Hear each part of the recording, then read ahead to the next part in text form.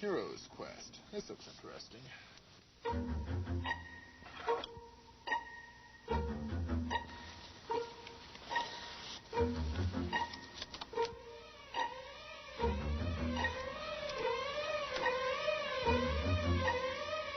Mortal, prepare for battle. You've just entered the realm of heroes. Sierra introduces a new dimension in fantasy role-playing with Heroes Quest 1.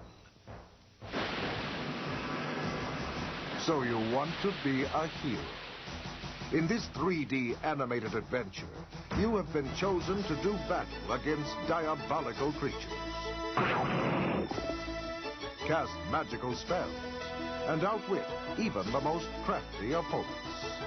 As you roam the mystical village of Spielburg, you may learn a new spell at Zara's magic shop, practice the deceptive arts of thievery at the local tavern, and come face to face with a raging Saurus in the enchanted forest.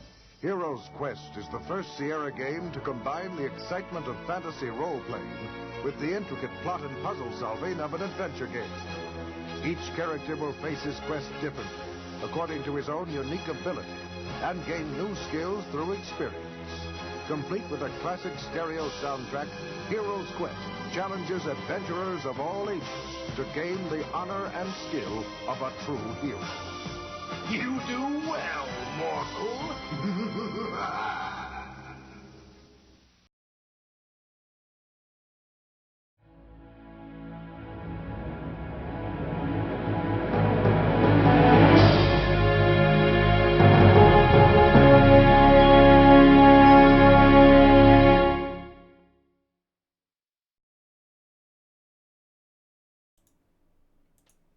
Hello, hello.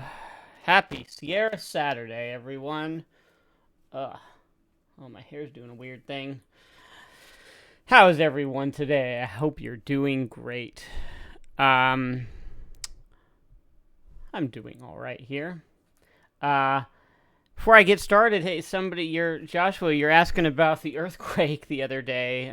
This is the day after the second earthquake we've had here in July, here in California. And I just don't notice earthquakes. April, we're sitting here. We're like a little north of, we're away from where the epicenter was, so it's all good. But I just don't notice earthquakes. It's part of living in California. Like you just don't notice, right? So for anybody who's curious, yeah, that happened. I would have just sat through it. Like I was playing Dead by Daylight, or something, right? It was something. I was playing a video game with somebody. I had to be like, "Oh, hold on, we're having an earthquake," because April was like, "Oh, do you feel that?" And I'm like, "What are you talking about?" And then I sat really still, and I saw my monitor start shaking. And the one before that, like the day before, I just slept through it. There was one time many years ago where April woke me up in the middle of the night and she was like, "Hey, we're having an earthquake." And I was like, No, we're not. Go back to sleep. And she's standing in the doorway and I'm like, it's fine, whatever. So, earthquake. See, I was in San Francisco for the '89 earthquake. So the quote unquote little ones, they're not a big deal to me. So for anybody who's wondering, yeah, I'd be much more terrified of fires, right, than an earthquake. So, or otherwise the big one hits here and we just all die and it's fine. So on that positive note, it's time for Quest for Glory. So you want to be a hero? Yeah, earthquakes are fake to me. Yeah, it's an earthquake. What are you talking about? So, can you guys hear the barksels going on in the background? The dogs are barking. Jeez, I don't know what they're barking at. Probably a mailman. But today I'm playing the original 16-color EGA version of Quest for Glory 1, So You Want to Be a Hero. Released in 1989 for the Amiga, Atari ST, NEC, PC 9801, and of course our favorite MS-DOS The gift that keeps on giving. That old operating system. And this game, it came out, like I said, 1989. There was also a 1992 re-release, a nice 256 color point-and-click icon re-release that I will be playing separately because this is a bit of a long game, so I don't want to do it back-to-back. So that'll just be later on. Now, this game was designed by husband and wife team Lori Ann and Corey Cole.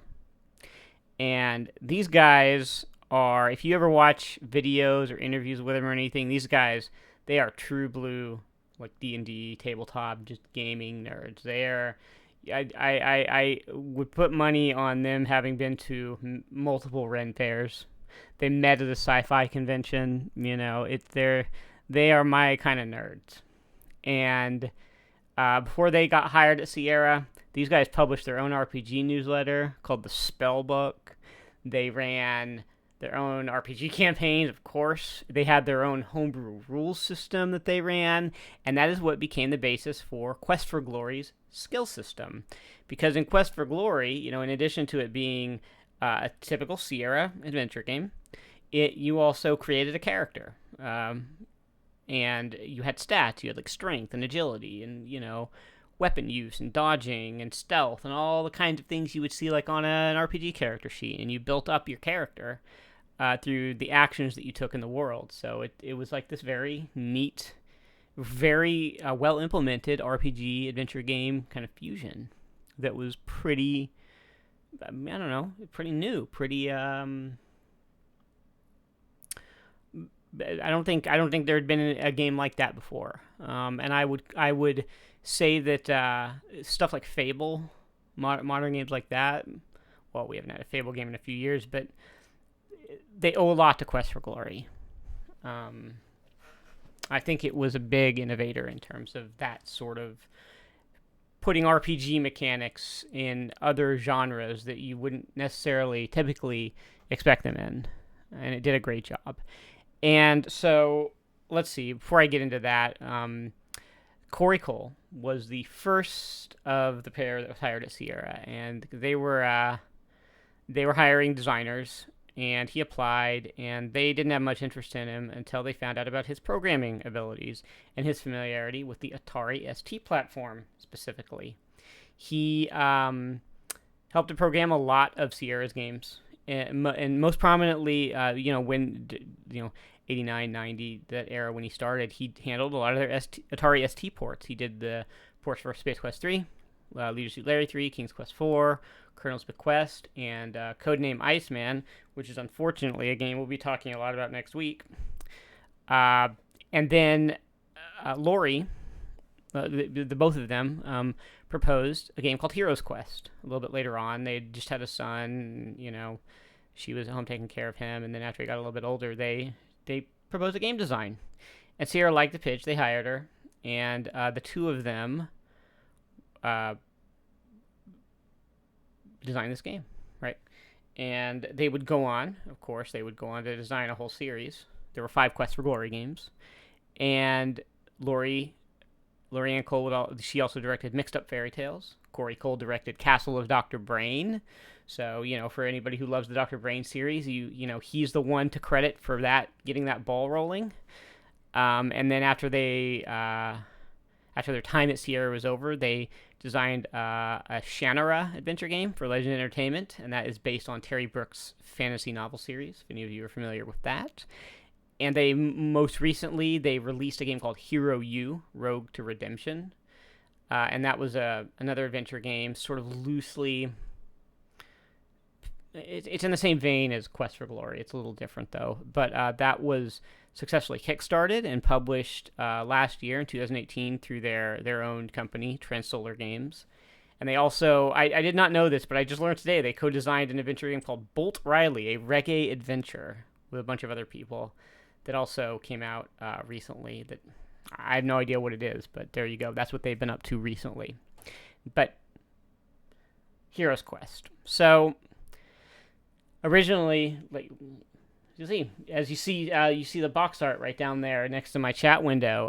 It was originally called Heroes Quest, and Sierra failed to trademark that name, which was unfortunate because the 1989 board game Hero Quest by Milton Bradley and Games Workshop was trademarked, and so Sierra, because they were in such a similar space, a tabletop game, you have a computer game, bound to be maybe some confusion. They, to avoid any kind of issue, they changed the name. They renamed it Quest for Glory, and they re-released it with new box art and manuals, and a title screen is pretty much, that's what changed.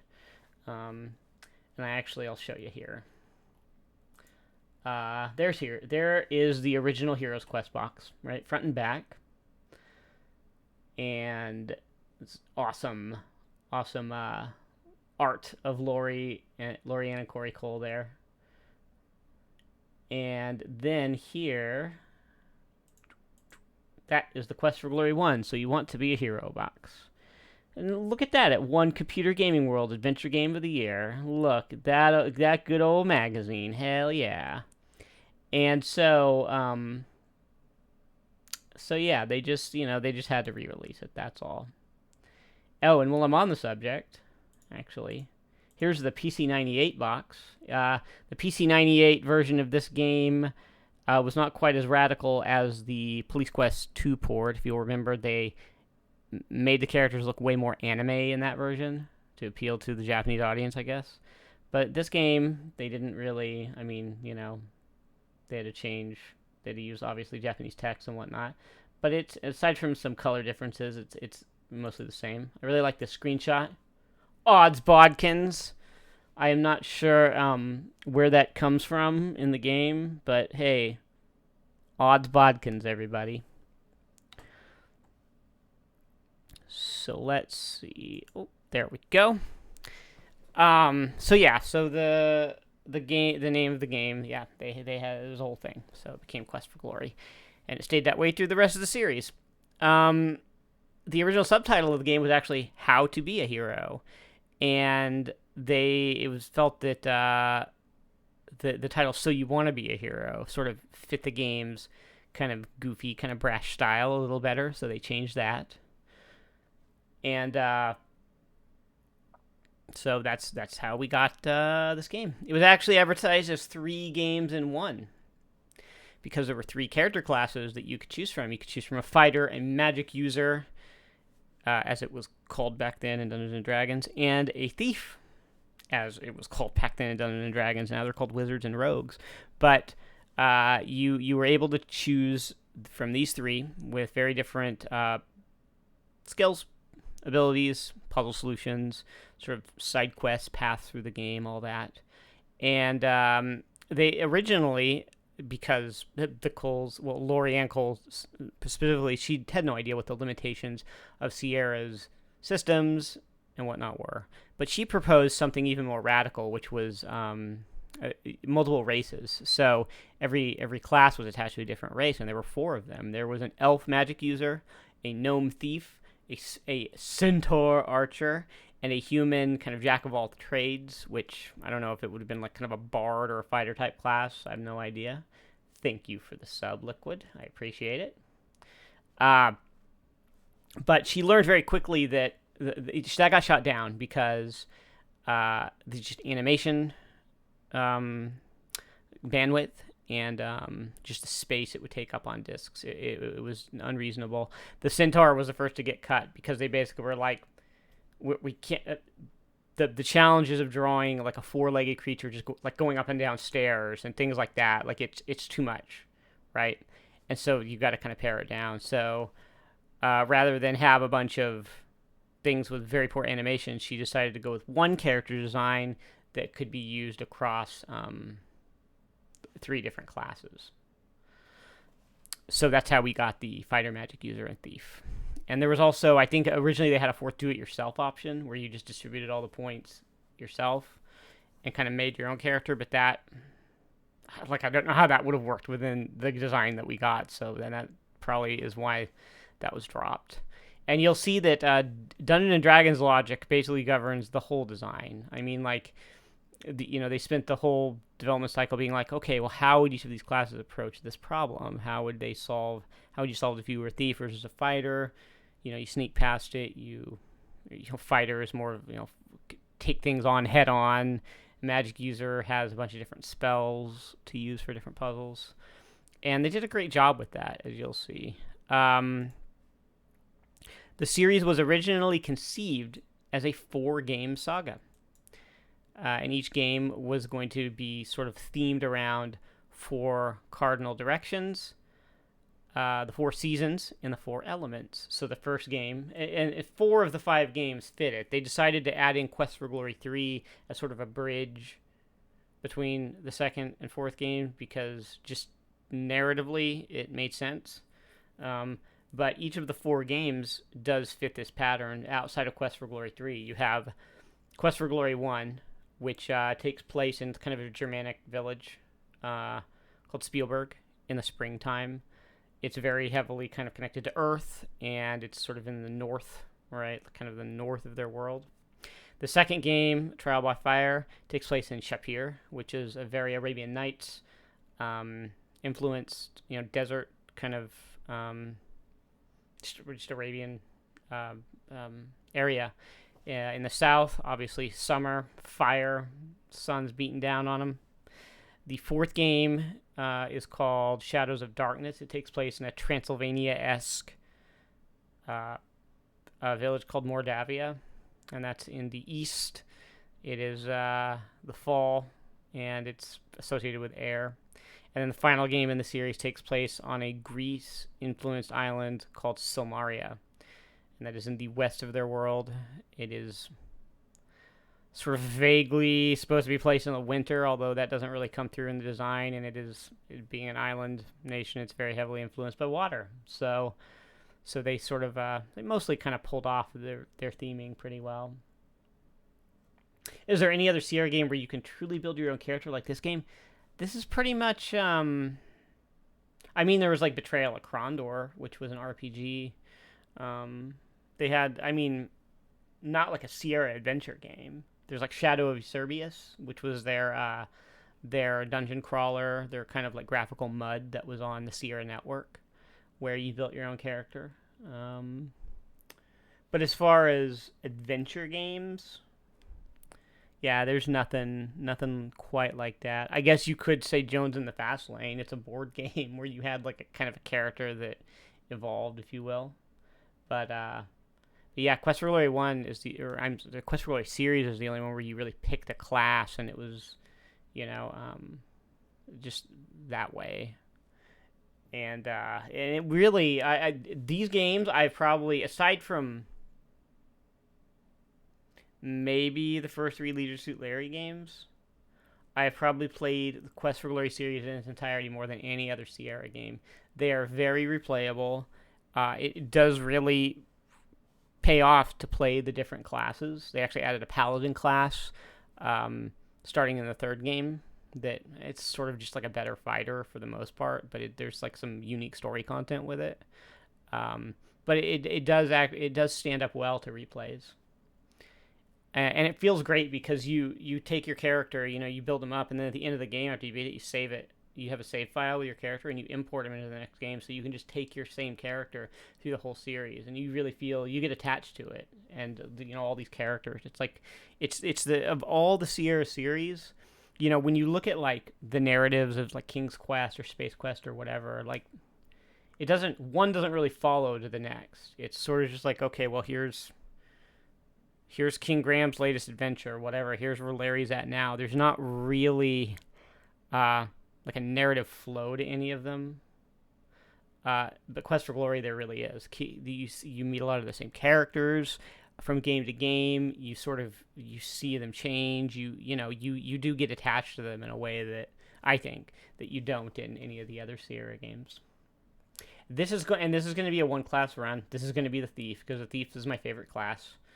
I think the Thief has the most interesting stuff in every game almost, except the third one. The thief doesn't really have a lot to do in the third one, but the thief's my favorite class for sure.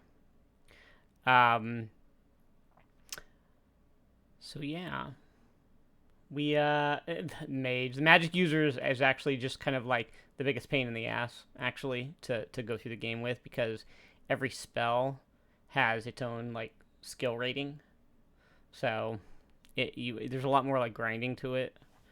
I like the thief though. So let's see. Let's where's my thing here? Here it is. Let's get to it. And I'm gonna carry this character through the rest of the series. Yes, I am. Yes, I am. Where's my window? Oh, here it is. Sweet. High skill playthroughs. Grinding isn't skill. And there's not really a lot of skill to building up things in this game. It's just, you just gotta know what things to do repeatedly. Kind of like every RPG. So here we go. We're gonna play Rollin' MT32, the good soundtrack. I've got this set up so I can pick either Quest for Glory or Hero's Quest. We're just gonna do Quest for Glory. And everything's the same. You know, in both versions, it's really just the title screen change, so it doesn't really matter. And here we have this this piracy warning. This piracy warning persisted through the first 2 games of the series, and it says the software you're now using was produced through the efforts of many people, designers, artists, programmers, musicians, and lots of other hard-working folks. If you make copies of the software for any reason other than to make a personal backup, you're not only breaking the law, but raising the cost of software for all legitimate users. Please do not make illegal copies of this game. And I will assure you that this is a legal copy. Okay? Here, look, see?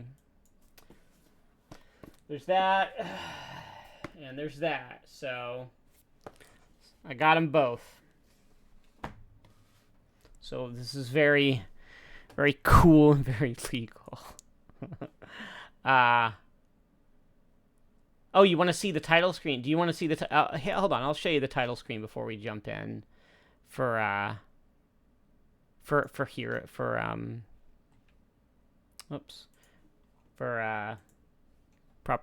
Hero's Quest. I should do that, huh? Let's see. Yeah, we'll do Hero's Quest here. And then we'll go to Quest for Glory 1.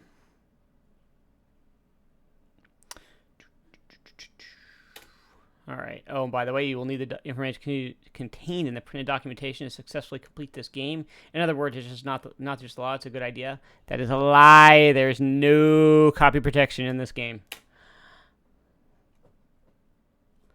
And then, if you click on the bug, on the scorpion. Oh, is it not work in this version? No. Well, let's watch the intro. There's like a little Easter egg there. Oh, what's going on here?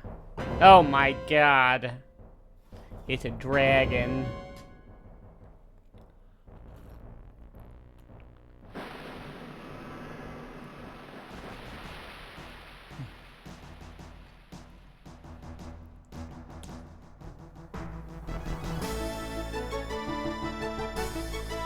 This is one of my favorite Sierra soundtracks.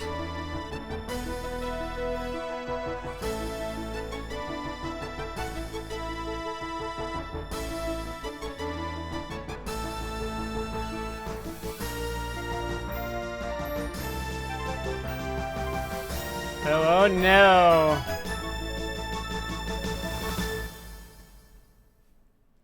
All right. So there's that. And now I will show you, I'll show you the other one. Oh, I should show you, actually, here, look at, whoops, no, not that. There we go. So here's the difference in the manuals, right? Here's the manual for Heroes Quest 1 versus Quest for Glory 1, right? And then there's like the reference cards. So they changed all that. And then here's the Famous Adventures Correspondence School book, which is like their sort of in-universe sort of it's a school for heroes that your hero like graduated from. It gives you information about all the classes, right? Pirated manuals. Hey, see this manual right here? I scanned this myself. So let's see. We have like all the silly stuff where it's like pop quiz. What do you do? This is the kind of hero you are. And, they give you just all this information about, like, there's the fighter, how do I become fighter? How do I fight? Magic user. And then, and guide to all the spells, right? And, this guide to the stupid mini game that's in the game called Mage's Maze. And then there's a thief. And see, look, this is like, what is a thief? Sultan of stealth, chief of chicanery, potentate of plunder. The thief is the master of many skills, from subterfuge to housebreaking. Thieves live by their wits. Since the thief cannot fight as effectively as a fighter, it's a lie. Or cast spells as the magic user, also a lie depending on how you spend your points. He seems to be the weakest of adventurers. However, he is also the most powerful of adventurers, for he can get away with murder. And that the little kind of goofy writing here, that's indicative of the whole series kind of style, and so there's just every Quest for Glory game comes with one of these like manuals, a kind of Famous Adventures Correspondence School manual that gives you the rundown on spells and monsters in the game. And look at this moose. A moose is a large, ungainly creature with great antlers. It is prized by trophy hunters, and as a result is oversensitive about losing its head. It is therefore extremely temperamental and has a wicked bite. Haha. So every game came with like these fun like manuals, right? It's so that was back when we got cool stuff in the boxes. So here we go. Whoop. Need to move my window up here. And yeah, same screens.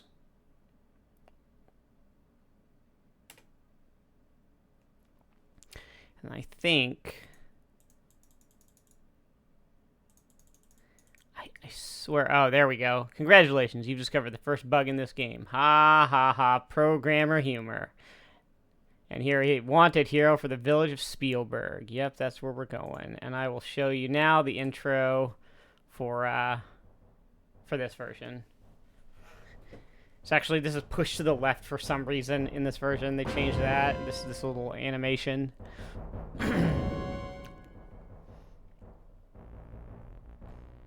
Yeah, Sierra caught me pirating the guy from Jim Walls from Police Quest.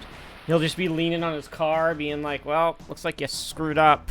Again, you died because you tried to steal a game.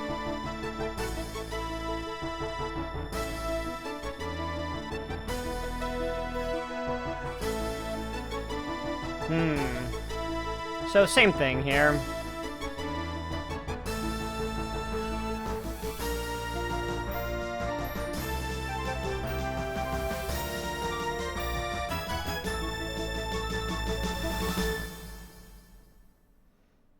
There we go. It's Tiny Toons and Animaniacs in Spielberg Town. They do make some jokes about. I mean, they're very punny with their names, very unapologetically so. They 100% named it because of Steven Spielberg.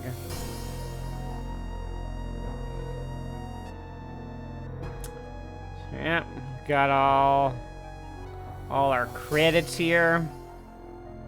Music by Mark Siebert, very talented composer here for this time, for sure.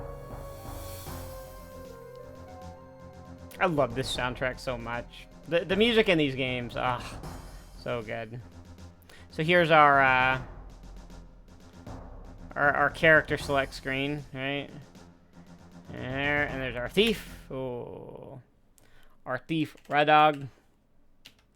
And you know, you have a pool of points here that you can use to add to anything. You can even get stuff where you have 0, but it costs you 10 extra points for that initial 5. You know, you could get like magic, but you don't really need that stuff. You just need, like, you know, all the normal stuff, right? And then you just start the game, and no, his name's Rydog, man. He's me. You've never seen Sierra Savage before, Darpy. Well, hello. This is about the 18th episode, so you got some catching up to do. My YouTube channel, youtube.com/geekboxing. There's I'm doing them in vaguely chronological order. It's fun stuff. Yeah, the gist of the game, it's a role-playing game. It's a role-playing adventure game. You're basically here to, like, you know, save the village from evil, right? As you'll see. This seems like a quiet little town. On the porch ahead of you are 2 people. The standing one is large, rather ugly, and playing with a yo-yo. The seated person smoking a pipe looks like he might be the sheriff. Okay. The man with the pipe greets you. Welcome to our town. You're lucky to have made it down from the mountains for the snow block to pass again. It's gotten pretty dangerous outside of town, I understand. But the monster's been trapped around here with late snow. Between them and the brigands, we certainly could use a capital H hero around here. I am Sheriff Schultz Meisterson. This is Otto von Goon, my assistant. What do you call yourself? Rydog. Good luck in your quest, Rydog. Now, before I get started here, here's the character sheet. Here's my guy. These scores all go from 0 to 100. Okay. And, you improve them by doing you improve climbing by, there's like a tree you can climb. There's the town gate you can climb at night. You can pick up rocks and throw them to improve your throwing.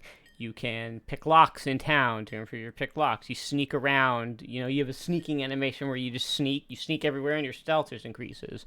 All the combat stuff, weapon use and dodge, and most of the other things on the left, strength, intelligence, agility, vitality, luck, those just happen naturally as you do other things, predominantly combat.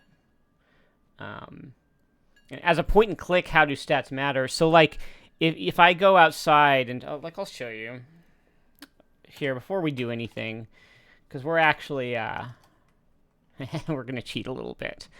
But here, we're going to go up here. So, like, this tree, okay? Yeah. So, my climbing is 5, okay? Try to climb the tree. Nope, can't climb the tree. It takes a lot of skill and practice to climb this tree. So, my climbing just went up to 6, okay?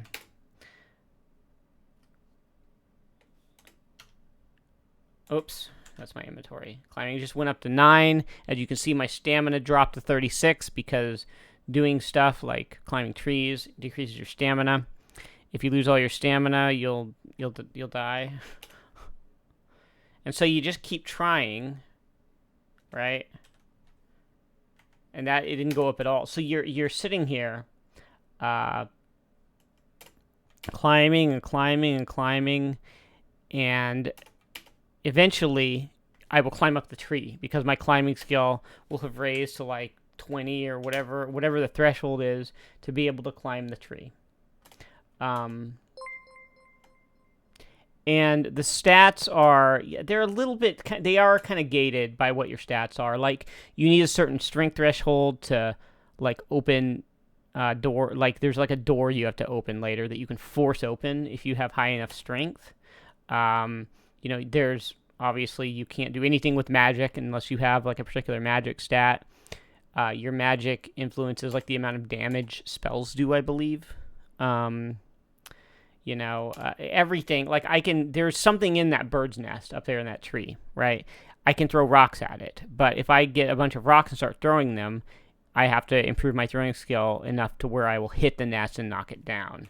So, in any case, like, you see how that works, right? And as I gain, you see I gain strength, I gain agility, luck. See how that goes. The ones in red are the ones that I've increased. And I'm getting more stamina, I'm getting more health as I go. And so it just, you know, this is just the way it goes. And so you just have to have enough stats to do whatever task you're trying to accomplish. Okay.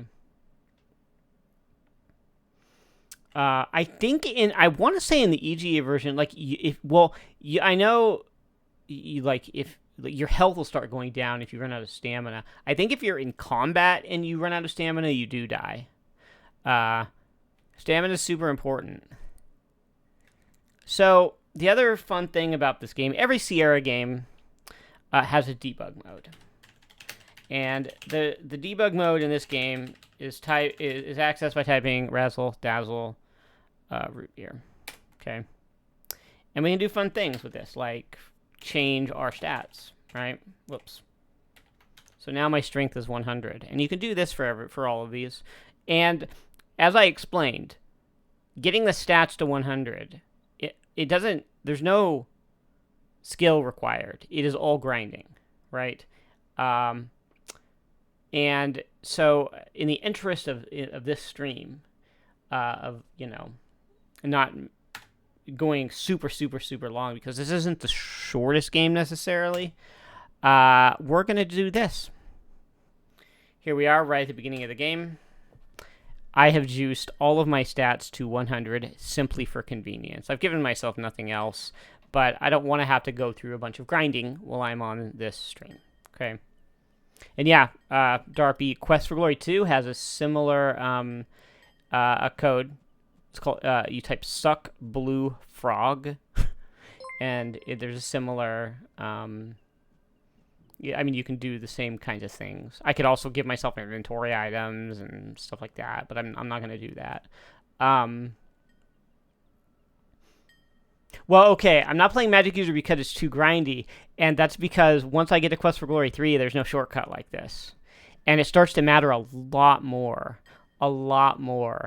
And because as you go, your inventory of spells just grows and grows and grows and grows and grows and grows and grows and grows. And in Quest for Glory 4, you can get your ass kicked by things if you're not strong enough. That's a weird game for a lot of reasons. You'll see.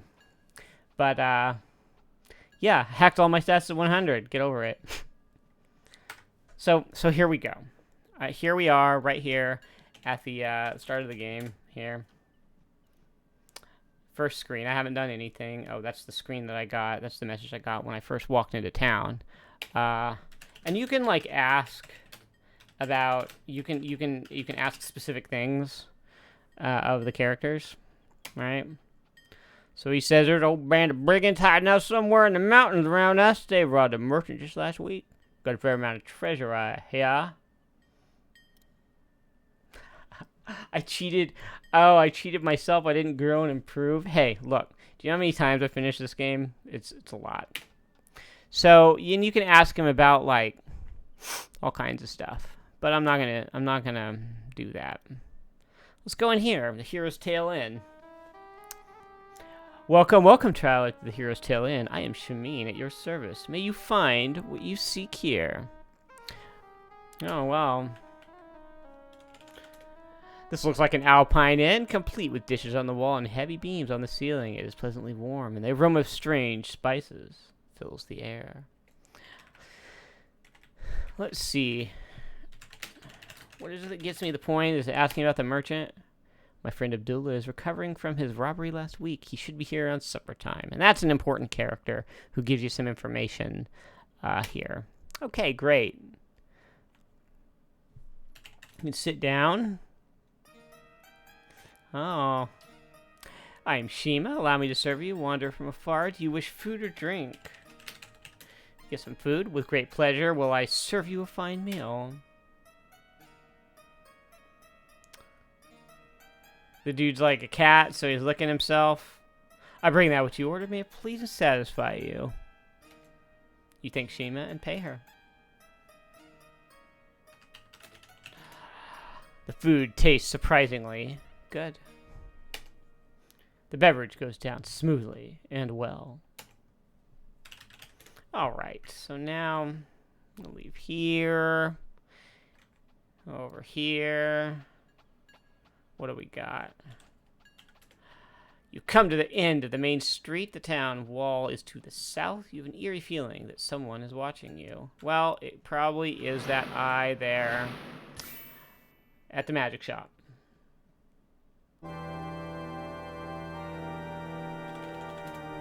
Tall shelves with books and odds and ends suited to magic line the walls. In front of you is a counter with a pentagram embossed on the front. The ceiling and the far wall are mysterious indeed. There is a strange symbol on the floor. Well, well. Oh, I am Zara, and my companion is Damiano. The items in the shop are designed for those skilled in the use of magic. We have very little for one such as you, who have not been initiated, but what we have could prove useful. Well, there's much magic in this world for those who know how to use it. There's magic in this little town, and a good deal of magic in this valley. What I sell here are merely tools to help those who have power. You may purchase restorative potions and scrolls, from which you may learn spells if you have the potential. You have healing, vigor, and power potions. That's useful, although the healer outside of town also has healing and vigor potions. There's not actually a lot for me to do in this this place because I'm not a magic user.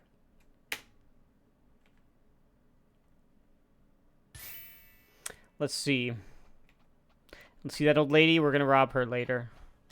Here, look. If I were building stats normally, I would just be doing this the whole time. Sneaking. Ugh, it's so slow. Let's see. This Adventurer's Guild Hall reminds you of the one in your hometown.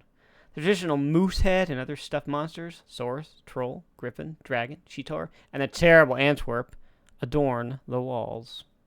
You see the registration book on the desk and the bulletin board full of job listings.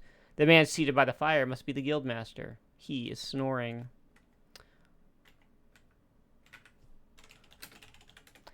And the last entry was made several years ago in this adventurer's logbook. It says, Baronet Barnard von Spielburg killed a troll near the Flying Falls on this 23rd day of October. Alrighty. You sign your name into the adventurer's logbook with a flourish. And there we go. And we got a quest board here. This is pretty much your guide for what you're going to be wanting to do in this game. Reward for the return of lost ring. Inquire at the healers. This poster is rather dusty and faded. The picture is of a small child with braids. Reward of 50 gold coins or the safe for the safe return of Elsa von Spielburg. Inquire at Spielburg Castle gates. Reward of 30 gold coins for the capture or death of the brigand warlock. Description: short, ugly, and wears brightly colored robes. Has habit of laughing continually. Inquire at Spielburg Castle gates. Wanted, brigand leader. Description: unknown appearance. Wears a cloak. Must provide proof of leader's identity. Reward of 60 gold coins and the title of hero of the realm. Inquire at Spielburg Castle gates. Notice spell components needed. Cash or trade for potions. Inquire at the healers. And this poster seems to have been here a while. It has a picture of a handsome but arrogant young man. Reward of 50 gold coins for information leading to the return of Baronet Barnard von Spielburg. Inquire at Spielburg Castle gates. Alright, well. There's that. And now, the man is... are you sleeping? Okay. I was so busy I didn't notice you come in. Welcome, welcome. It's so seldom that we have new adventures here. Most people think this valley is cursed. Well, and then I think with the curse, there's something that gives me a point here. Yeah, what with the Baron losing his son and daughter, all the monsters, Baba Yaga, and now the brigands. It's been one thing after another. All right, well, great.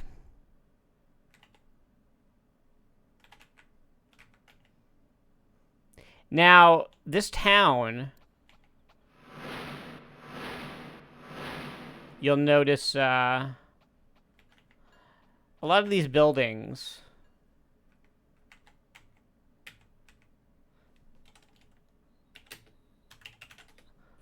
are closed. There's a sign on the door of the barbershop informing whoever reads it that the barber is out to lunch. The door is locked. They originally wanted all these buildings to be interactable, right? To have something in them, right? But they don't. Because, again, programming resources, animation resources, they just couldn't, so only the essentials are really are available, right? Let's see. The pretty young Centaur looks to you and says, "Good day and welcome to Spielburg. Do you wish to buy some nice fresh fruits or vegetables?" "Why, yes. I'm going to buy an apple. You carefully select 10 of the best apples from the barrel and pay the lady a silver piece." Great.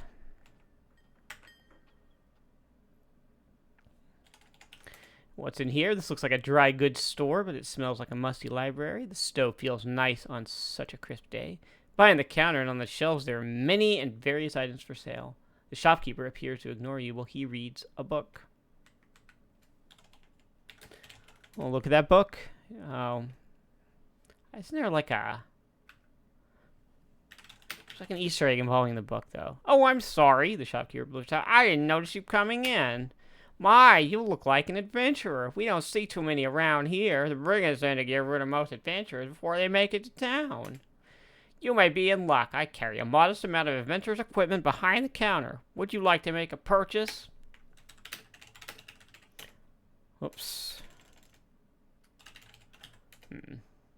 "Unfortunately, I only have the standard weapons and equipment," the shopkeeper tells you. "I carry daggers and chain armor. Maybe someday I'll be able to carry magic ones, though. I can also sell you food or empty flasks for carrying liquids or powders." Alright.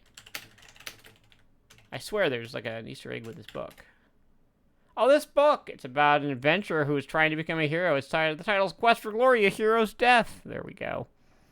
Okay. Let's see. We'll get a dagger. Here you are. Thank you for your patronage. That's quite enough for now. I'll come back here, though. Now we'll go, and there's right there, that pink door. That's the sheriff's house. We'll be robbing him later. And then here, again, the butcher and the baker. You're in the northwest corner of town. There are a butcher shop and a bakery on the north side of the street. Across from them are the backs of buildings on the next street over. And that shed over there on the left side of the screen, that was originally going to be a blacksmith where you would be able to forge or repair weapons and armor. And there was going to be some kind of interaction, some kind of puzzle content, but that was something that they could not get into the game. So, the tavern in the corner looks rather run down, and the alley beside it is dark. On the other side of the tavern is a rather practical-looking building like a workshop. So, there's that. Alms for the poor. Here. I remember once upon a time when I played this game on stream, I had a hell of a time figuring out what to ask him. Alright, thanks. You know, it's really tough trying to make a living begging in this town since the brigands started scaring all the trade away. Well, this used to be such a nice place to live. My advice to you is not to take up begging. It just doesn't pay. And don't go out at night. Alright. I remember when people used to stroll around town at night. Now the only people out late are the thieves. And outside of town, man, you don't dare go out there after dark. The night gaunts will get you for sure. Thieves prowl the streets at night. They don't bother me because I have nothing to steal. The brigands are worse. They sure hurt business. No one's getting rich but them. Okay. Did I say it was Cher's house? No, it's the sheriff's house. Oh, word of warning to you, don't drink the dragon's breath. Alright. Well, maybe I should go drink the dragon's breath. Yeah, the sheriff's house is over there. We're going to rob him blind. So let's see, here in the tavern, The grimy window lets a little light into this tavern. It smells like stale ale and other more unpleasant things. The floor is covered with dirt and the bar with sticky beer. Thank you for the cheer, Dr. Jones. I will, I'll go drink that dragon's breath if that's what you want me to do. Sure. Smoke appears to be rising from the center cask behind the bar. To your right, 2 gamblers are playing cards. The bartender glares at you as you enter, and so does the ugly goon on the left. You get the impression that you are not welcome. And you see, looks like something you'd expect to see in a tavern, but a lot dirtier. Oh, there's like a note on the floor there, under the stool there. Oops. Might help if I learn how to type. Get note. You pick up the note. You smooth out the piece of paper and read. B. He's starting to act suspicious. Better save the drop for emergencies. B. Alright. Well. Let's order us a dragon's breath. Well then, belly up to the bar and get some dragon's breath. What do you want? The bartender bellows, sit down first. Oh, geez. Okay, God. What do you want? Ah. Bartender's emphatic as he tells you, if you want a mug of dragon's breath, house rules say it'll have to be cash up front. You cough up the cash. Thanks, buddy. Crusher. Friend here wants dragon's breath. There you go. You've never tasted anything like it before. Yeah, who sits at a bar like that, right? Ooh, wow.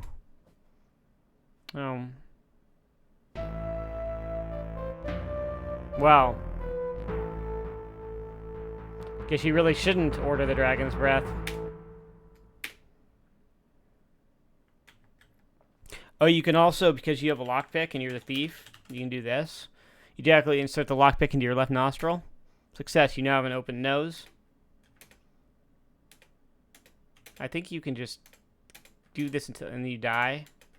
Right, don't you? Maybe my lockpicking skill has to be low. Here. What? No, I don't need the bartender's help with Razzle Dazzle Root Beer. There we go. Oh.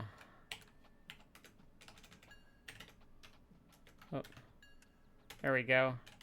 Let's see what happens. Oh, there we go. That's what happened if you try to pick your nose with a lockpick with low lockpicking skill. You caused yourself a cerebral hemorrhage. Guess you should have practiced on some more on less difficult locks. Okay. So that's just like a funny little Easter egg.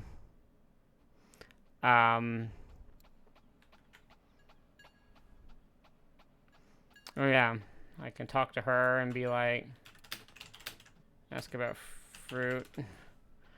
There's still some apples left from last season in the barrel. You may buy 10 for a silver. Since they're so small, we'll have a fresh cherries in a couple of months. I get a point for that.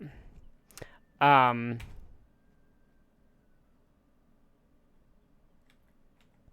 let's see. There's a time of day. Yeah, Control T is time of day. It is midday on day 1. All right. Well, I am going to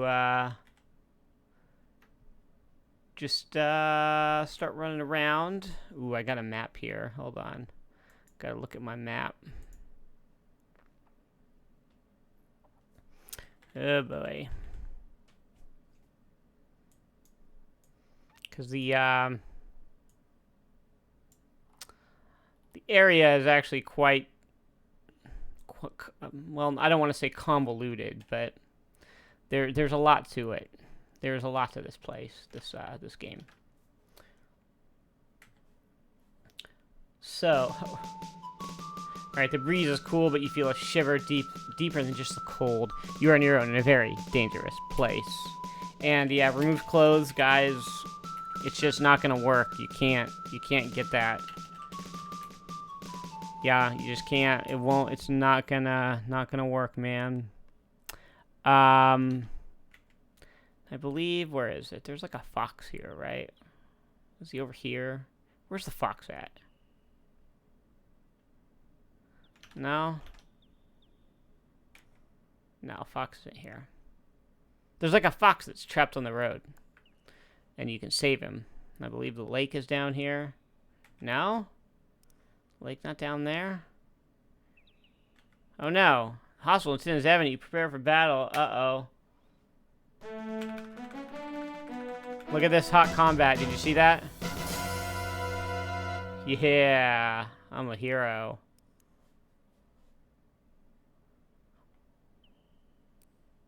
There we go. Ah, the late frosts of winter give way to the greenery of spring. There's the crisp smell of cedar in the air. This forest seems to be unusually quiet and still and quiet.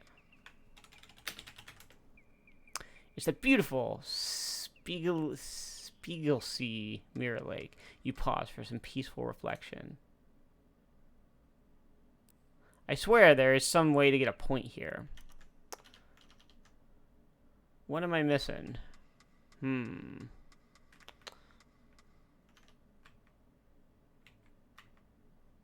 Well, here, there's a funny thing here, though. Watch. Oh, look.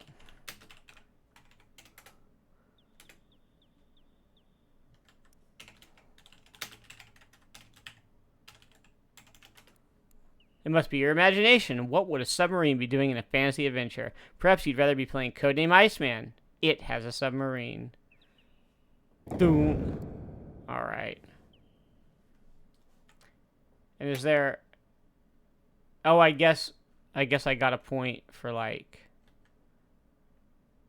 Oh, I got a point for visiting the lake. That's what it was. Okay. Well... Let's see. What do I want to do? Well, let's go up here. The bright smell of fresh herbs mingles with the aroma of wood smoke as you near a hut by the side of the road. And here, oh, well, I can climb up that tree. And I know for a fact that you carefully bend down and reach into the nest.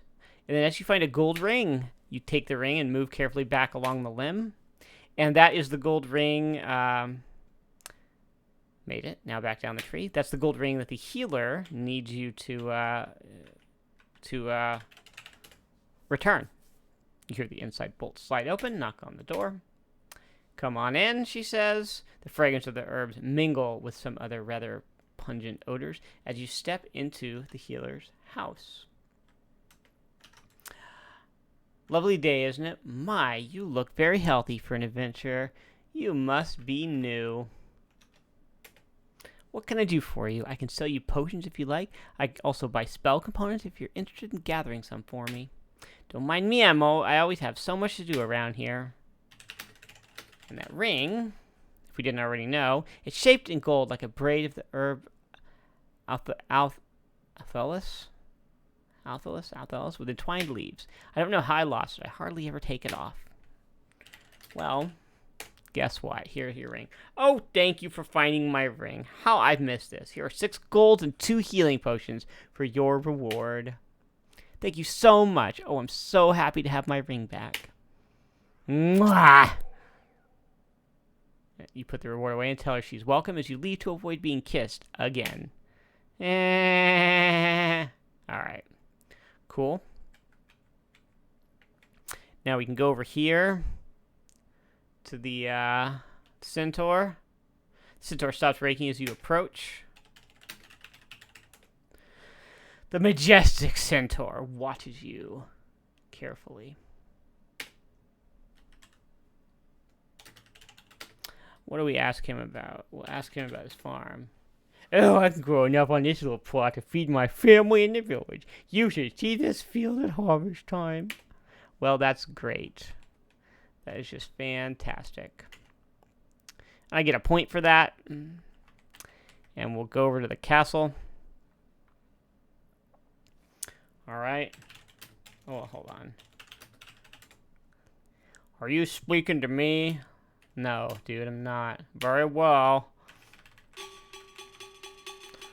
Oi.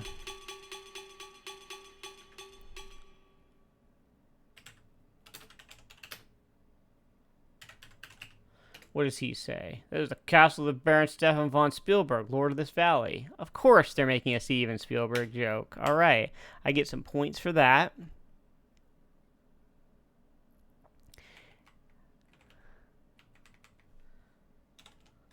And who's this man? The man has the muscles of a trained athlete and is apparently quite skilled with the sword. Fighting is both an art and a skill. It is a skill in the use of the muscle strength, and agility's control. It is an art in the outwitting and outmaneuvering of the opponent. I am, of course, a most skilled artist. If you were a swordsman, skilled in both attack and parry, we could have had a practice bout. Well, okay. And over here we have this barracks, right? There's the barracks area. There's really nothing to do here. So if I were a fighter, I could go and spar with him and increase my combat skill and get some points. All right, what do we got here? You looking for some work? So yes, good. Come in here and take a rake.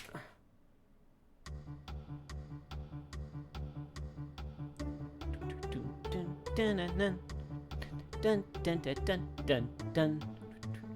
Dun dun dun dun dun dun dun dun dun dun dun dun dun dun.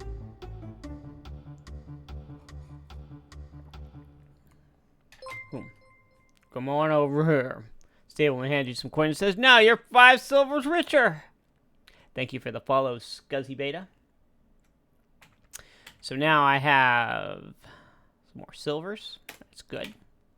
And that is pretty much oh, sunset approaches on day 1. That's pretty much all we can do here at the castle until I,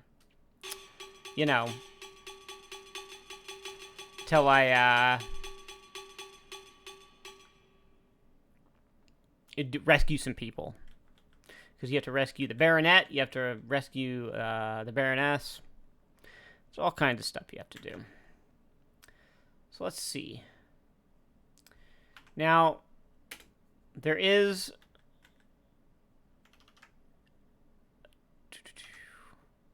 Well, here, let's actually,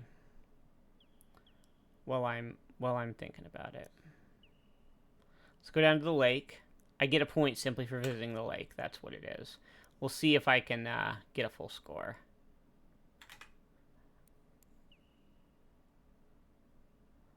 Ooh, is it night? No, not yet. Let's see. I swear where is the fox? There's a trapped fox on the road. It's down here.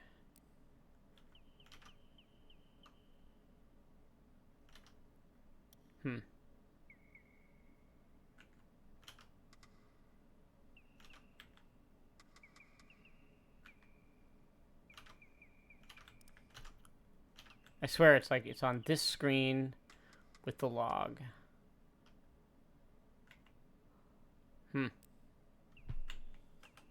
Oh. Here, why don't I fight this guy?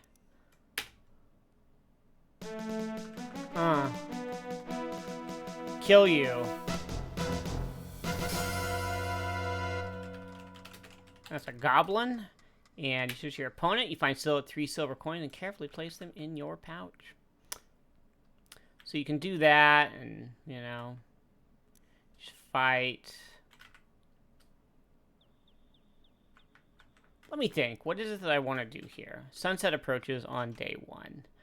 I believe... I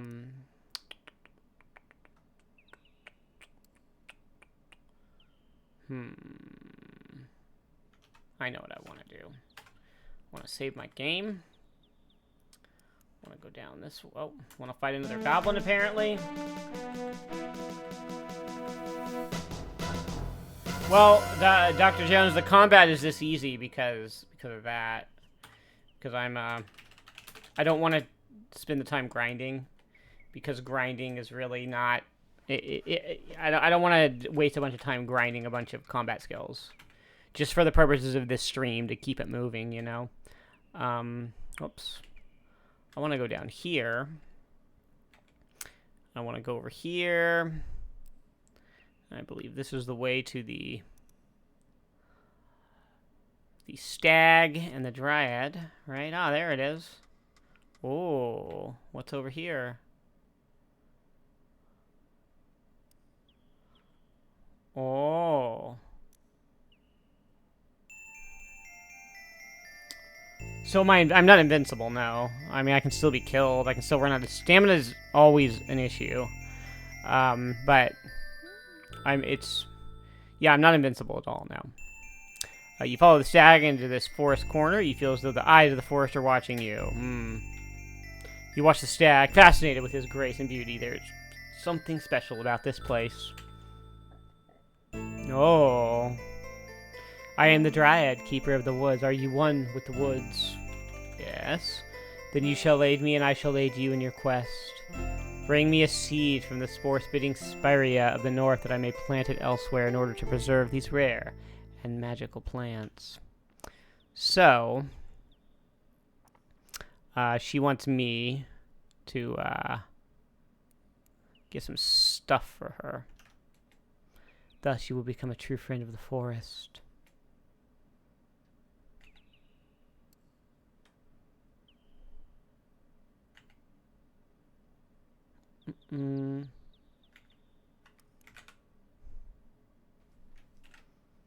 Sunset still approaches on day 1.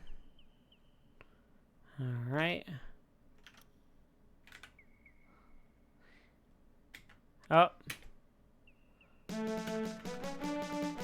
And also, in terms of combat, the goblin is also the most basic, you know, it's the most basic enemy, right? Goblins are nothing. There are way worse things.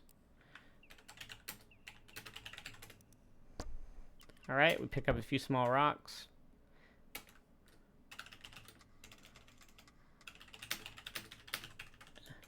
And you get in position for a good throw.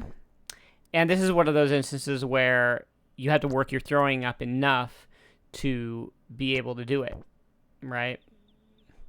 I wouldn't be able to do this. I would have to have grinded my throwing, right? So I get this this seed from these plants, which are these weird-looking things. To the south and east is the forest from which you came. To the north and west are steep cliffs. There are some unusual plants growing out of the side of the cliffs. Yeah. All right. And now there's a brigand, and he's going to chase me. But I'll go ahead and fight him. And he's a little bit, you know, he takes a little bit longer to kill. All right, we find 24 silver coins. Great.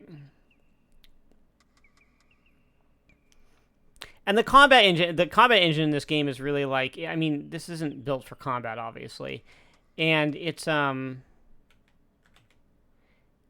just kind of there. It's a bit of a nuisance. All right, let's see. Here we are, back in the grove. Again, you feel a sense of closeness with nature.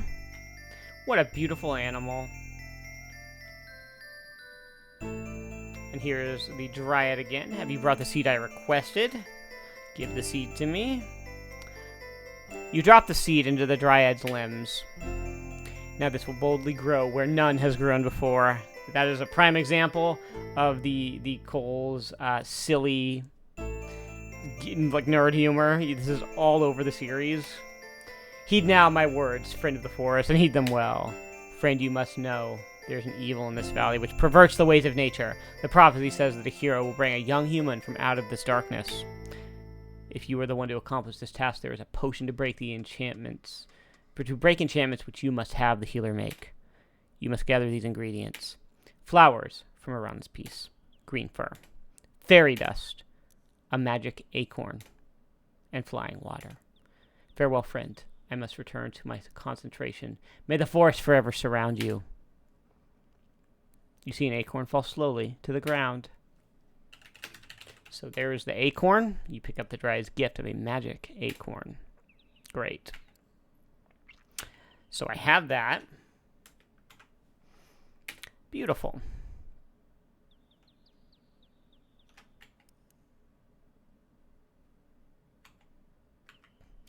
And as far as... Ooh. We'll get some mushrooms. You pick a handful of the smaller mushrooms and carefully put them away in your backpack. We'll come back to this place. But right now, I want to go over here.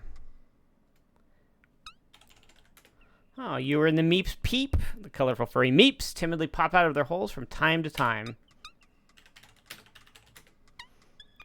You hear squeaky muttering from beneath the ground. It seems the Meeps are having quite a discussion about you. Hiya, hiya. Pleased to meet ya.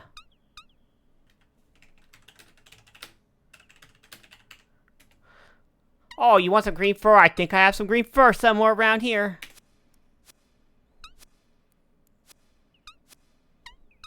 Hey, there you go. Hope it helps ya.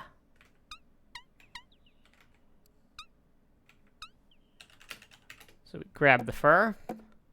Now we have green fur. You pick up the pile of soft green fur and carefully place it in your backpack. All right.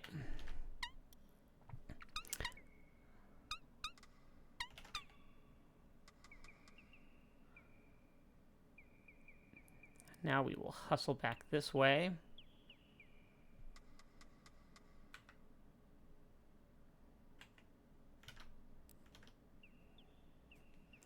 And I believe this takes me to the farm. Yeah, there we go. Great. Oh, yeah, the Centaur, that dude. What do I want to do? Still sunset approaching on day 1. Why don't I go up here? Trying to think whether I can get everything I need.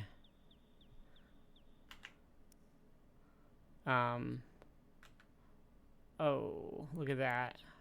Dodged him. The meadow lies covered with a blanket of flowers, unusual for this early in the spring. It is warm, even though surrounded by the late snows of winter. The air has a fresh, clean scent of the mountains, accompanied by numerous perfume-like fragrances. A large carved stone lies flat on the ground. You feel as though someone gentle was watching over you. You feel that you are safe here. So we get some flowers. As you pick a variety of the sweet-smelling flowers that seem to glow in your hands, you put them safely away. And the night is still young. Want to eat one of these fruits off the tree? The sweet, juicy fruit of the tree is amazingly satisfying and refreshing. And you can actually sleep here. It's usually dangerous to sleep in the wilderness. You'll die. But here is a safe place. And yeah, to answer your question, AR Dust, I have played most of these games before. Let me see. I hadn't played Manhunter 2 before I played it last week.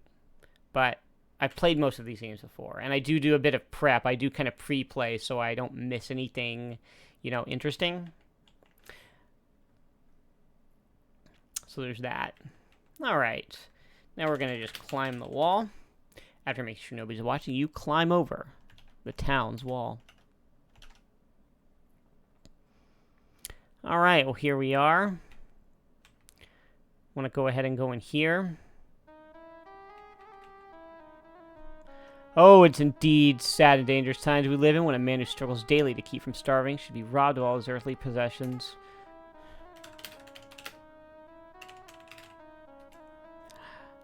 "2 weeks ago, I was about to become wealthy beyond my dreams. I, Abdullah II, would be the first merchant into the valley this year, but my life was shattered by those vile brigands. The band of brigands ambushed us just as we crossed the pass into the valley. First used some magic, which blinded us. Then they overwhelmed my 6 guards and my assistants. All of my trade goods were taken from me right before my very eyes. Why the brigand leader spared my life, I do not know. I'm now but a beggar living off the generosity of my friends. Well.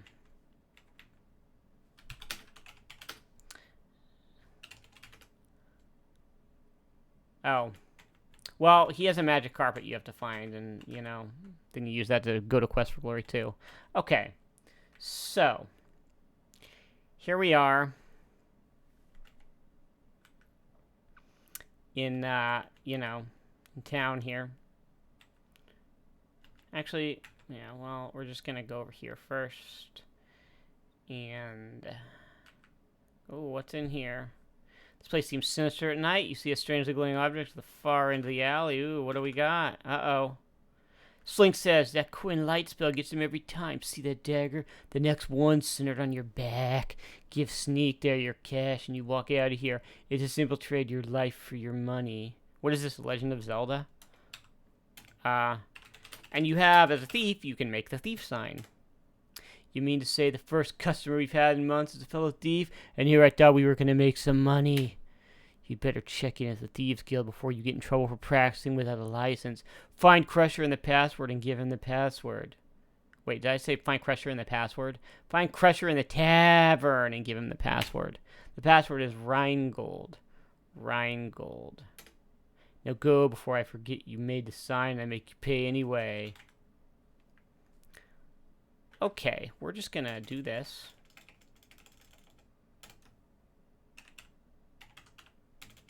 Oh God. I think it was right that.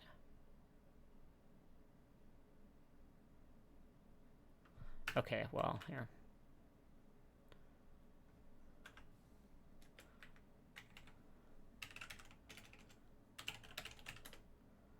Yes. Okay, there we go. This dark, seedy place is less than you expected of a Thieves Guild. The man seated by the table greets you with a scowl. Crusher is his usual amiable self, and you can't quite make out what lurks behind that massive door. You feel uneasy about the sinister mood here. Beginners! Why do they keep giving me beginners? I tell you, Crusher, that a thief of my stature and ability should be stuck in a podunk town besieged by brigands who aren't even union members. It'll cost you 25 silver to work in town. Just pay Boris at the door. If you don't have the cash, go steal something. Okay. Fine gold. There. We're just gonna do that so I don't forget. Alright, we're gonna buy a license. Welcome to the Thieves Guild Union, Local 1313. Alright. Great. And now I get to go rob some folks. Let's see. What do I got? Okay. 8 gold, 24 silver. In this game, 1 gold equals 10 silver. Right? Now I gotta be sneaky boy. Alright, cool. Whoops, pick lock. You hear a snick. The lock is open. The smell of lavender and dust fills your nose as you walk in. This reminds you of a great aunt's house you once visited. The couch looks every bit as uncomfortable as your aunt's. Alright, let's see. There's a covered bird cage near the stairs and a knitting basket beside the couch.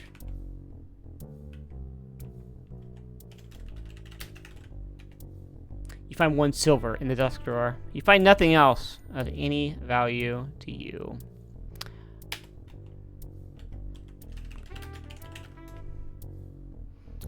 You find 3 silvers that have fallen down into the cushions. Oh.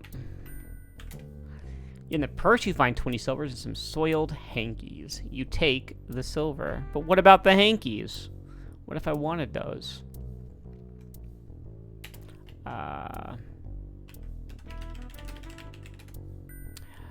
A A string of pearls seems to have fallen into the bag among the knitting. You take the pearls, of course.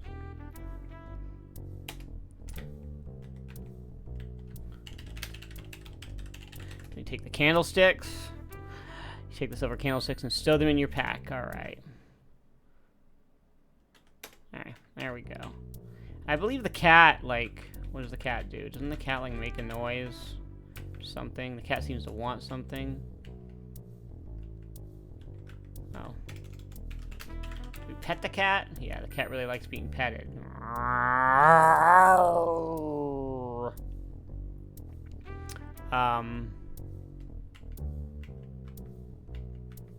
Cat seems to want something. Get out of here, cat! Jesus Christ, I just pet you. I'm gonna... Oh my god.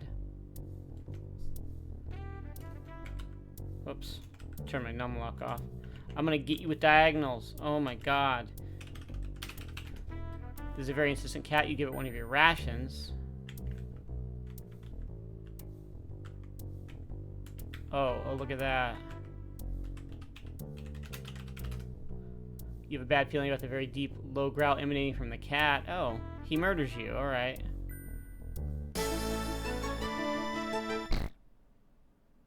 That's hilarious that it just... the sound effect just stops. Okay.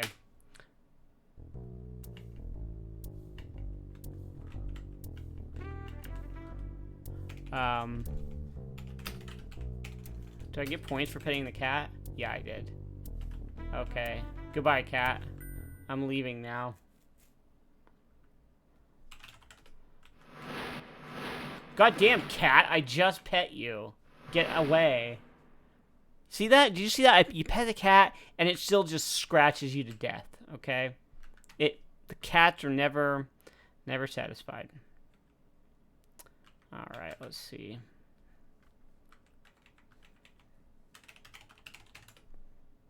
Cool.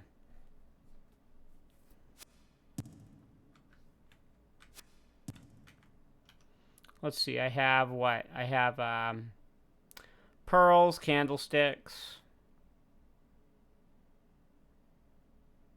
That's it, okay. Alright, let's see. Deducting the guild cut and line for resale markup. That comes to 100 silvers. Here you are. Alright. And then the candlesticks gets me another 50 silvers. That's great. Alright, we only sell locksticks and thief toolkits here. Okay. Buy toolkit. Okay, cool. Got a toolkit. Great. And now, what does this guy have for me? The game's called Dagnabbit. You take turns with the chief thief throwing daggers to the board. Each player gets 3 turns, throws 3 daggers in each turn. More points you score to the closer each dagger hits the center of the board. Highest score wins the bet. Adjust force and angle of throw with the arrow keys or mouse according to your hand position. Players enter or click on the small Dagnabbit board to throw. Great. And I want to... Here, I'm going to show you death here. Derp, derp, derp, derp, derp. So, if you walk in front of the board, yeah, this dude, you know, this dude kills you. Yes. Alright. So, yeah, you do die. You have to be careful walking back across. Okay. So, let's see. We're going to bid 25 silvers because I'm a big spender. Boy.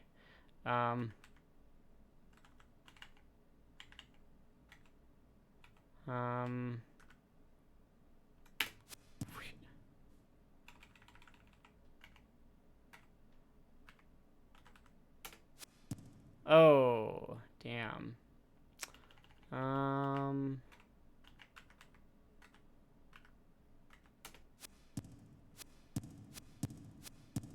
Oh, look at that. I won. Won that. Look at that. Bang. Oh, whoop. Oh, look at that. Pro. Oh, pro. Look at that. First, maybe it's because I cheated. You think? Maybe? Oh. Oops. Look at that. Boom. No, don't want to play again. Just want to play the one game. Got some cool darts. I'm great at the darts. What time is it? Whoops. Night's still young. Great. Get all sneaky. Alright. Here's Snick. The lock is open. Here's the sheriff's house. The people who own this house must have some money. Everything looks new and there's not a speck of dust visible.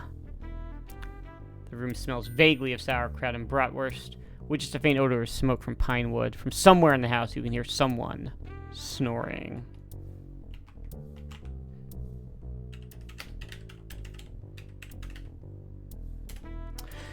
You place the candelabra carefully in your pack beneath your cape. In the desk drawers, you find an assortment of mostly worthless objects, but you find 3 silvers, which you take. And obviously, if you look at the photo there on the wall, you can see that is the sheriff. Oh my god, doesn't understand the game. Photo. Over the mantel is a charming portrait of the sheriff and his wife. Ooh. Gently and softly, you lift the lid on the little box. Uh-oh. As the little music box begins to play, you hear the sheriff yell out, "Oh no, stop playing with that music box and go to bed!" Boy, did you make a mistake. Otto, even in his sleepy state, winds the music box and closes the lid before he heads back to bed. That was close. The goon must have been so dumb, or sleepy, or both, that he didn't even see you standing there. So now we take the music box. We quickly toss the box into your pack. And then, whoops. We want to go over here. We get this vase. You place the vase carefully in your pack beneath your cape.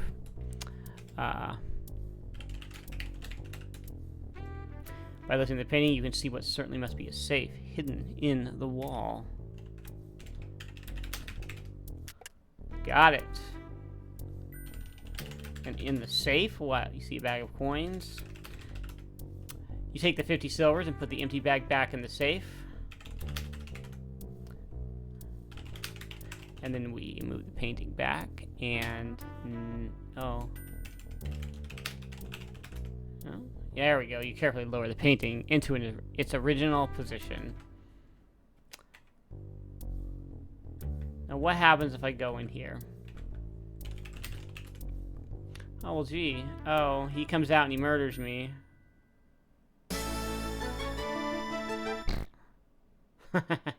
So, yeah. Don't do that.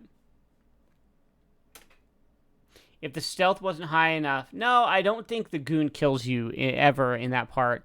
It's just a funny, like... funny thing that he does. Because you can rob this place, like, with the first night with just starting stats, as long as you are able to pick the lock and get in. You usually, like, once you have... Because you have to have the Thief's Toolkit, I believe. And you usually will spend some time, like, picking the lock until you finally get it. Oh, I can walk again. Go in here.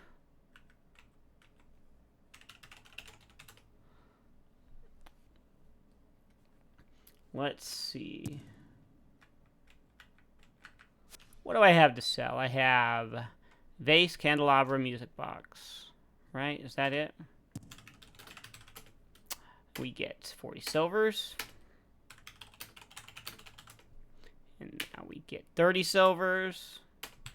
And now we get 75 silver. Great. So now we have... Let's see, I got the acorn, the green fur, flowers. Now I need fairy dust, and I need Flying water. That's right.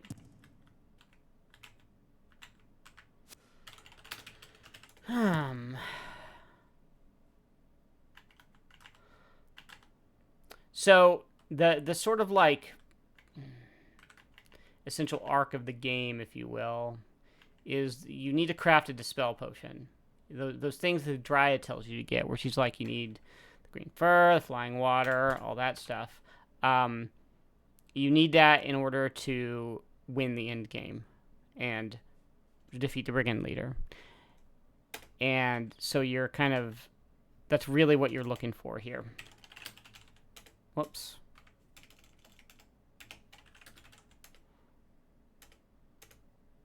I'm getting tired. Uh-oh. See, the drink soothes as it goes down, and the reason I drank that healing potion is because I need an empty flask. And now I need to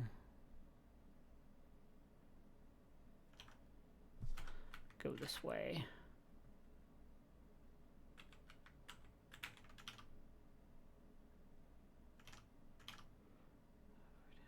All right. Just gonna save my game before I continue on here. And there's some bad stuff in the cemetery if you go there at night, which you will most certainly see. Oh, whoops. Do I want to go here? Ah, this is fine. This is like Goblin's Glen. You can always, there will always be goblins here to fight you, if you so choose. Okay, so here. Oh, looky, a human. What's it doing here? Yuck. Let's have some fun with it. Humans. Why is it always humans? Go away. You can't play. I think it wants to play with us. Human, do you know how to dance? How do you dance? Dance? Dance? Will you dance for us? Alright. Then dance for us. Let's see you dance. I bet you can't dance. Dance for us. All he wants to do is dance. Let's see you. Dance. So you start doing like your Bill and Ted air guitar. It does know how to dance. Wowie. This is neat. Gee, I didn't think it could do this. Well, I just love it. You love an Antwerp. Do not. Do too. Wow. So what do you want? Do you suppose it's hungry? What do humans eat? Fairies. Fairies? Everyone knows humans eat animals. Yucky. What are you bothering us for? Why don't humans ever answer? What is this all about? Fairy dust is very magical. Is that why you're here? Why should we give it any dust? It did dance for us, didn't it? Well, I say we give it some dust. That's because you have a crush on it. Do not. Dewdrop's in love with a human. Am not. R2. If you love it, you give it some dust. Ick, not me, you. You. No, you. No way, you. Not me, you. Mikey, alright, you all owe me. Alright, human. Hold out your hand and close your eyes. You will get a big surprise. You hold out your hand. What else could you do?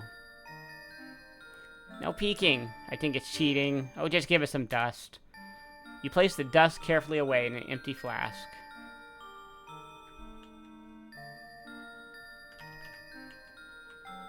Alright, and now I want to leave. Alright. Alright, cool. Say hi to the Dryad Forest, they say. Alright. Alright,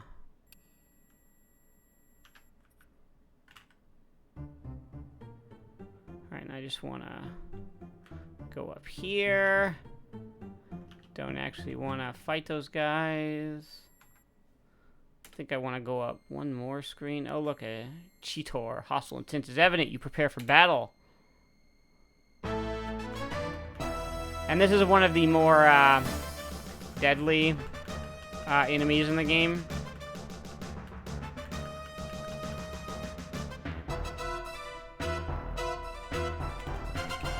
And you can actually get the Centaur's claws. Some of the Centaur's claws have been broken off or damaged, apparently in battle. You remove the remaining claws and put them away in your pack. You can sell those to the healer later and get money. Oh, no. I don't want to go here yet. Oh, god damn it. I don't want to do that either. Let's see, I want to go this way. And you get attacked a lot more at night.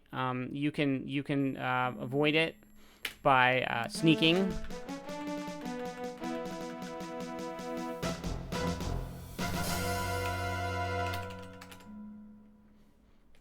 Alright, got some silver.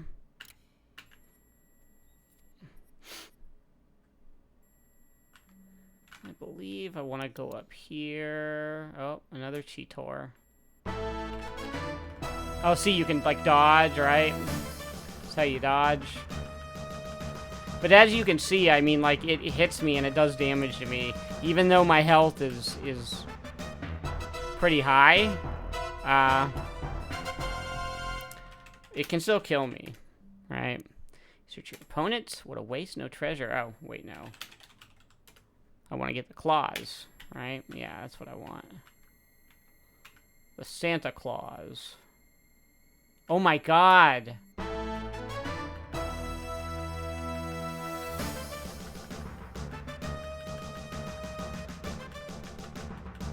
Is this game as unforgiving as King's Quest if I don't cheat? This game's not really... I mean, like, if I were just out and about here at night, without having kind of juiced my stats, that would be something I would run from. 100%.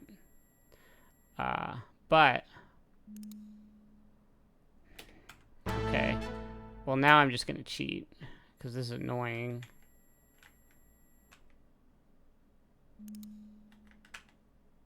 Oh, wait. Oh, that's just a goblin. It's fine. That's just a brigand. That's fine, too.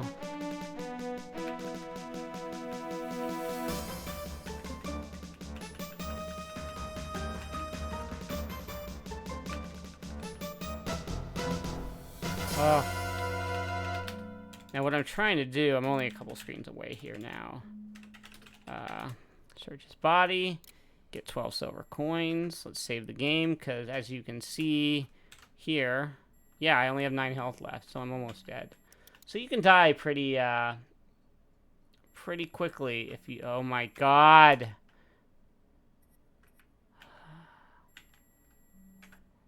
Here, okay, here we go.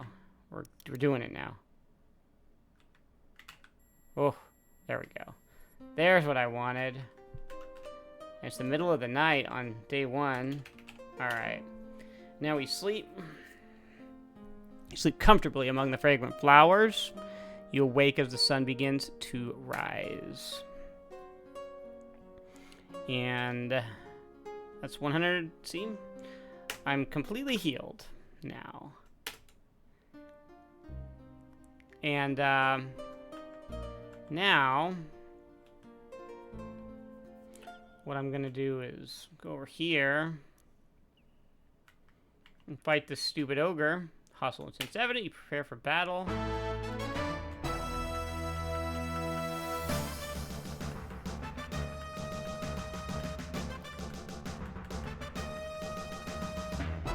This guy's dead. Okay, cool. Alright, a search of the dead ogre's body produces no treasure. However, the treasure chest he was carrying lies beside his body. The lock on the ogre's chest clicks open. The dead ogre's chest contains 1 gold and 43 silver, which you take and put away. Alright. We go up here. And I believe we have, how to feed this bear. As your eyes adjust from sunlight to darkness, you examine the interior of this eerie cavern. You sense something moving off to your right. Okay. I do have some rations.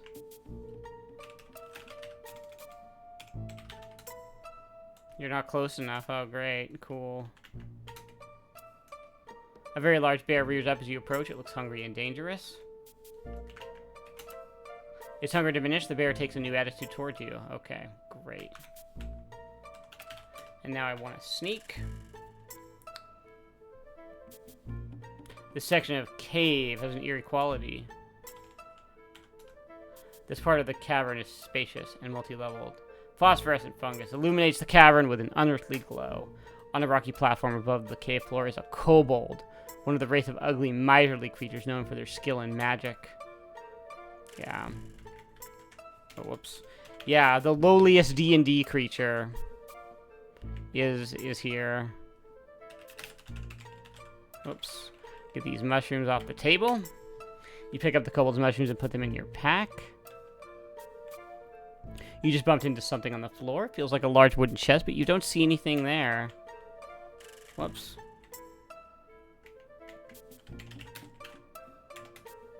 You're not close enough. You hear a very satisfying snick as your pick catches the lock just right. Then you sense powerful magic dissipating around the lock, and your hands shake as you realize you have narrowly avoided some sort of capital M magical capital D doom. Now, let's look at this kobold. The strange creature is dressed in ragged clothes. It has large pale eyes. It must have spent its entire life in these caves. A large brass key hangs from a thong around the creature's neck. A thong? Alright. And since I'm a sneaky boy, very carefully you remove the key from around the kobold's neck. The fighter would fight him and kill him. The magic user would either get into a magical battle with him, or he would use, I believe, the fetch spell to grab the key from the neck and just get it without waking him up. And now... Alright. The kobold's key disappears as you turn it in the lock.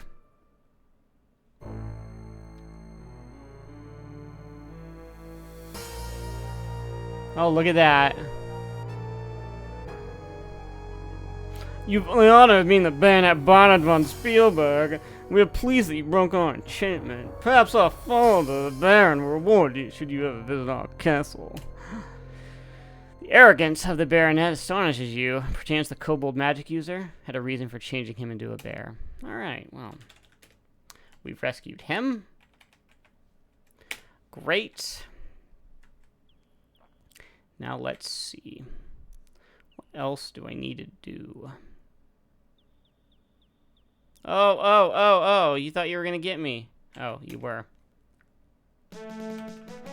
Kobolds wear thongs as neckwear. It's a cultural thing. Okay, maybe I shouldn't judge. Alright, you find 8 silver coins and carefully place them in your pouch. Alright. Well, I'm going to hustle down here. Back to the Centaur's farm, I believe. There we go. And now, let's see. Let me think. What do I want to do?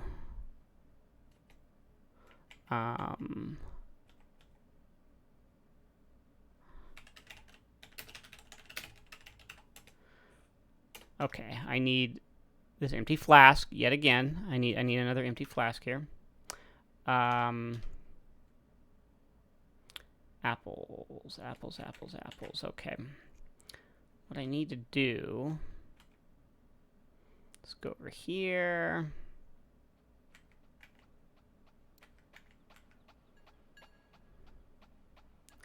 And buy apples, and buy apples. I need a lot of apples. Right. And now, whoops, that is, yeah, that's 50 small apples.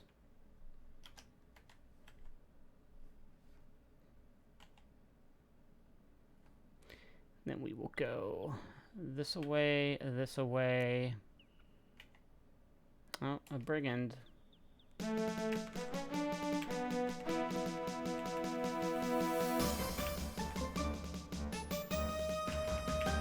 See this rad fighting system? Uh-oh, he's blocking with his shield. What are we doing? There we go. Alright, 25 silver coins. Go this away. And this away. And then this guy. Uh-oh. Far from the Frostfield fares forth this fighter. Hunger has hurled me hither from home. My name is known in the Northland as Broggy. Barter with Blaze Clasher, bargain with me. We'll give him some apples, fruit you found, to fill all my food stores. Thus filled the bargain, my gem you have bought. Broggy has bartered and all has been answered. The meat it may mellow, and now I head home.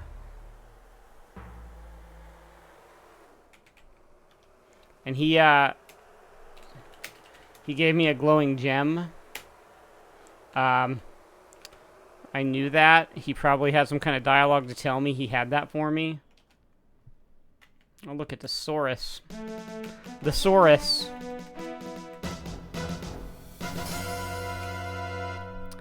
And, let's see. I believe, let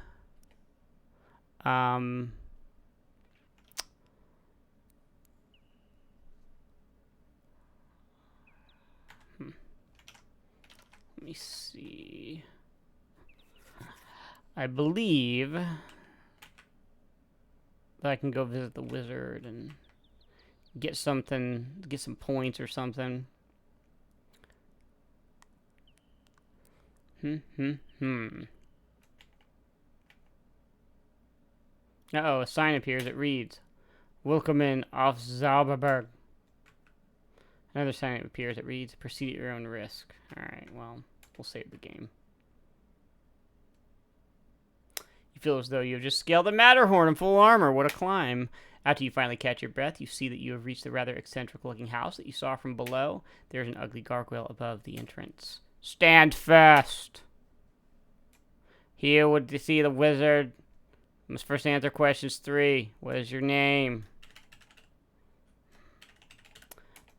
What is your favorite color? Purple, obviously. And this is an obvious Monty Python, the Holy Grail riff. What is the Baron's first name?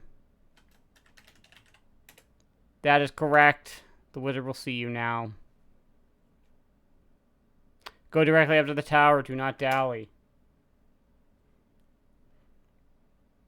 So, now we go here.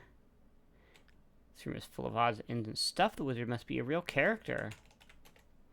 Okay, well, so there's lots of references to other Sierra games here.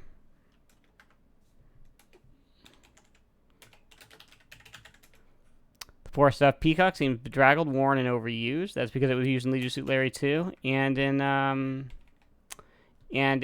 King's Quest 4. Oh, there's like some hieroglyphs over here.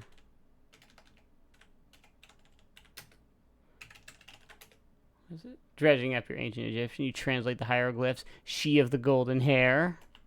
This is an excerpt from the Rosella Stone. There's a picture next to the message. There we go. Oh, the suit of armor was made for someone much taller than you. The plaque underneath it reads, "Bequeathed by Colonel Golden Dijon."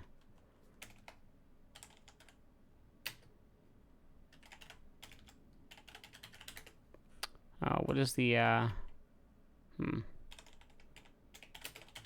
see. You have no idea what it is, but it has the words Lytton PD inscribed upon it. So, you know, lots of fun Sierra references. But of course, they were watching me this whole time. Come in and sit down. Fenris, our guest has arrived. Cheese, please. Ah. Did you hear the joke about the witch's broom? I thought it's sweeping the valley. Ha ha ha! That one usually floors me, but I'm going to brush it aside before I'm swept away with laughter. Okay, so these guys are a bunch of punny guys.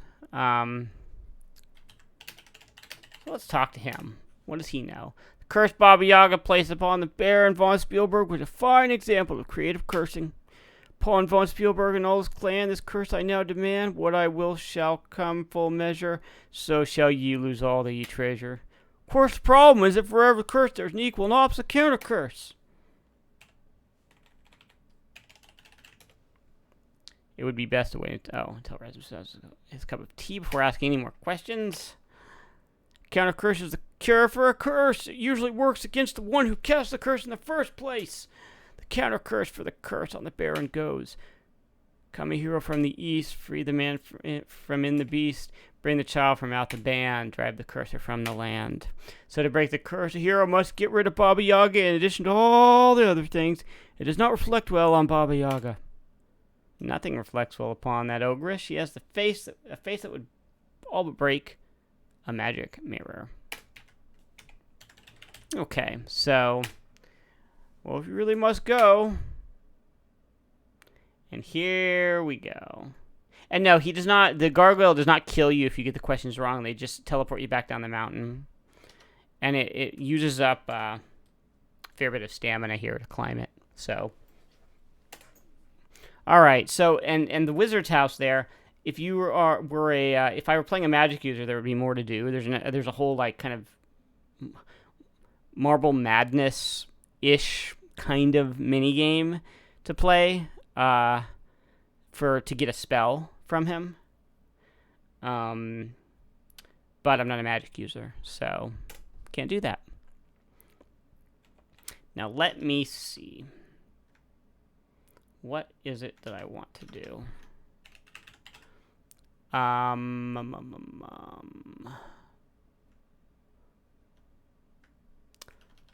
want to go to the Hermit's house. There is a hermit that lives here in this world, and he has another point for me.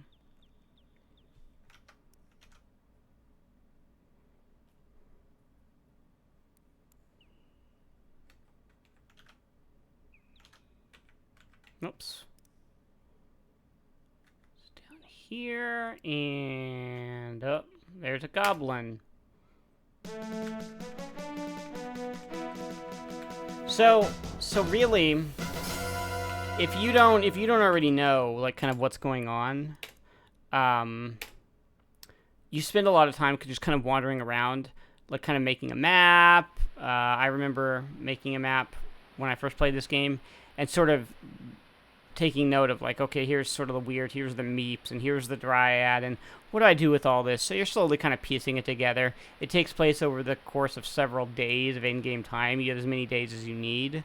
I know where everything is, though, so this is day 2, and I've already completed basically half the game. So, efficiency. The roar of the waterfall fills your ears, and the cold spray dampens your face as you approach.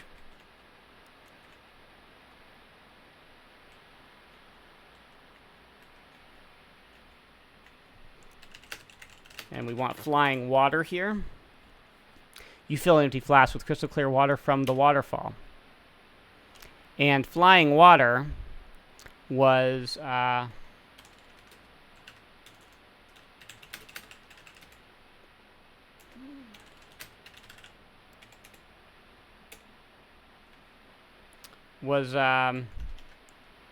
something that I need for the Dispel potion. So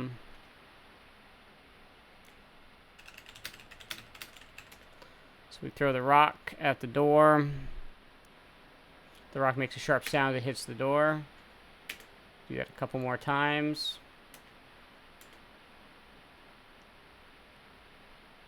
Someone there? Oh, hello. Come right up. Just climb the ladder.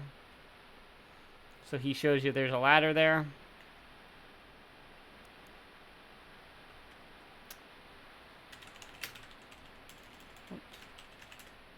And climb right up.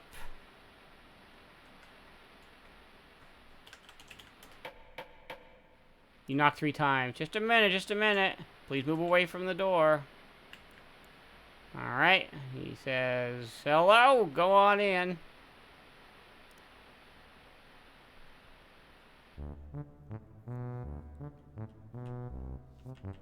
I'm Enter the Hermit, that's me. My father was an hermit, my mother was an hermit, so I come by me job rightly. Don't have too many visitors, hermits don't, you know, part of the job description. I like to see a new face, though.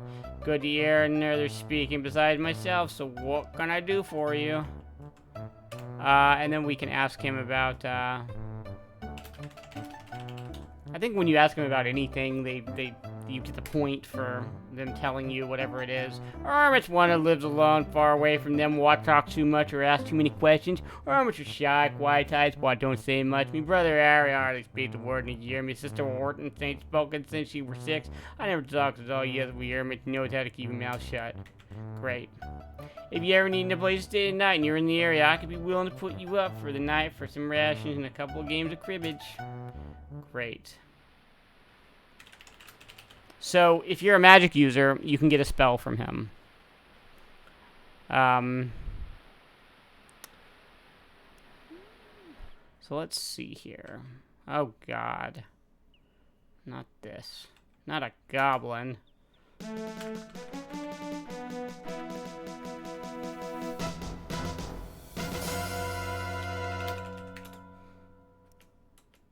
Great. Got some stuff. Whoops, don't want to go there. I'll go up here. I swear, where is the fox? Where's the freaking fox? There's like a fox that's trapped in a trap along the road here, somewhere. And I don't know where the heck it is. I don't know if it's random or what.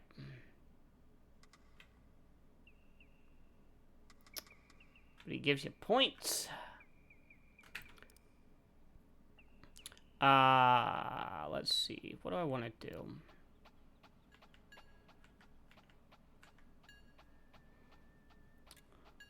I'll tell you what I'm going to do. I'm going to go in here.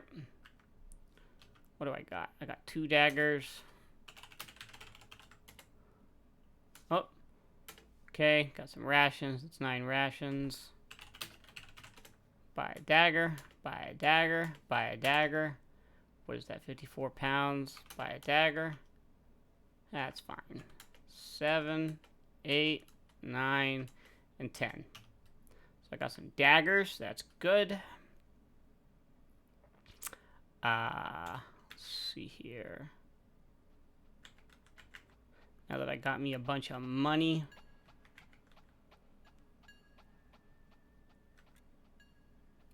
Yeah, I gotta find that fox, man. That is the goal of the stream. Gotta find the freaking fox, man. Alright, let's see.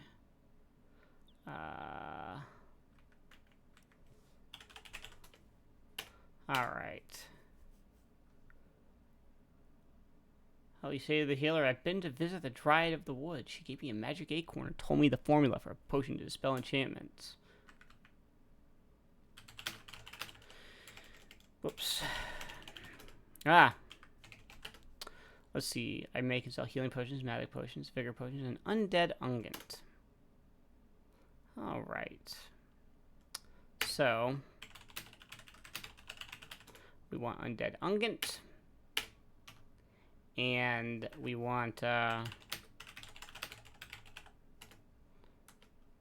a healing potion. Buy another healing potion. What do we got?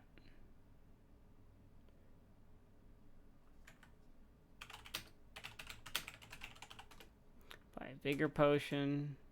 Buy a vigor potion. Let's see. We want to sell her mushrooms? Oh. Well, okay, I've ruined the mushrooms. We want to sell the Centaur claws? Oh, do you mean to tell me that you actually managed to kill a Centaur? You're quite a hero, aren't you? Here's your money. You might think about purchasing, some potions later. Okay. Oh, did it sell all the claws? Oh, good, it did. Okay. Okay, give her the flowers. I often use flowers from around this piece of potion making. Here are your silvers. You put them away. And she still needs that stuff. Give her the, oops, the fairy dust. Okay, so you say this is one of the ingredients for the Dispel potion. Well, I better get started making it. And she still needs that stuff. Those meats sound so interesting. I'd like to meet them sometime. I'll get to work on that potion of yours. And she needs magic acorn. So you help the dryad. That's nice. She does keep the forest around here healthy. So that's how to make the Dispel potion, is it? Thanks for letting me know. And you give her some flying water. The healer makes some sort of arcane gesture over the flask of water, then smiles. Flying water. How clever.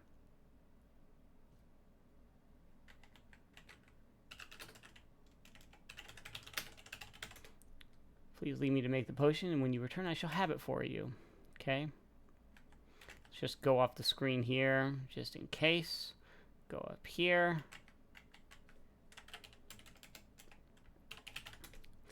Here the inside bolts slide open. Come on in.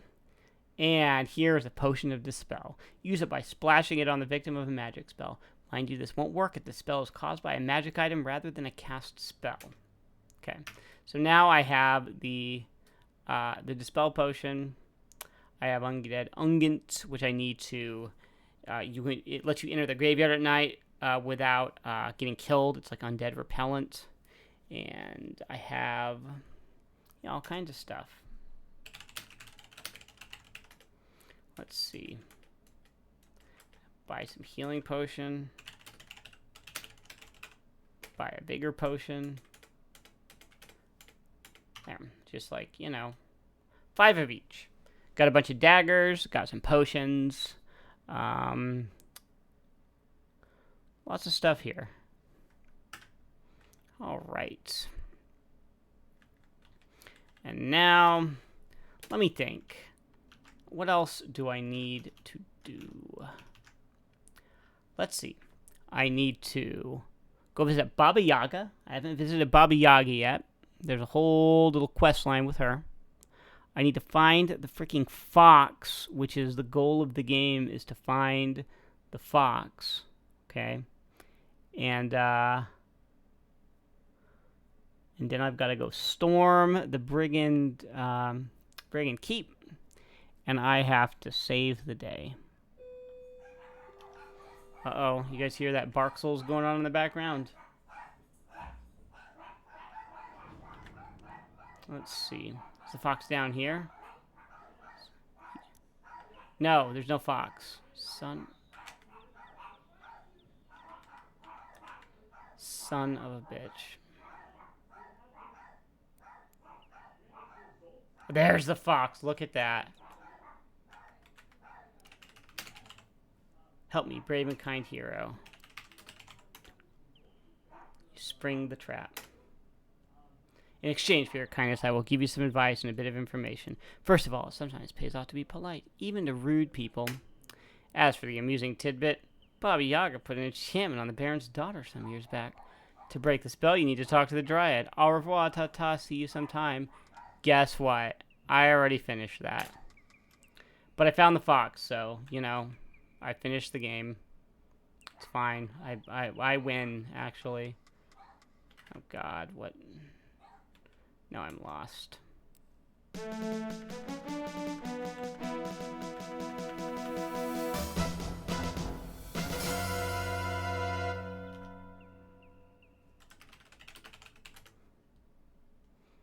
Search your opponent. You find 7 silver coins. All right.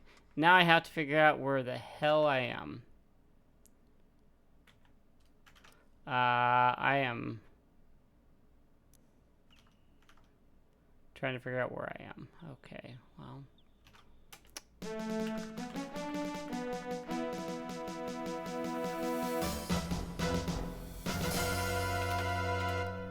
Alright. Let's see. Alright. There's that. I cannot go any further north. So I must be close to Irana's piece.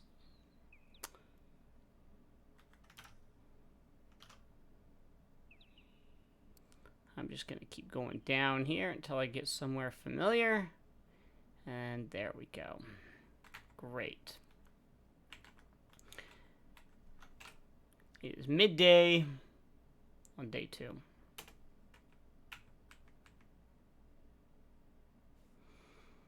Look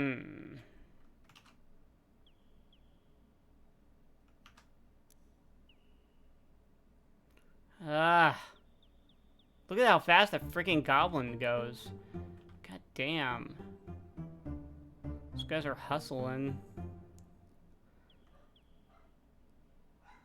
There's a Saurus. Alright. Here we go. Looking around, you get the feeling that this is not a very friendly place to be. Baba Yaga does not welcome strangers. You have to deal with me before you can enter. Baba Yaga is one tough magic user. If you're so stupid that you want to enter, perhaps we can make a deal.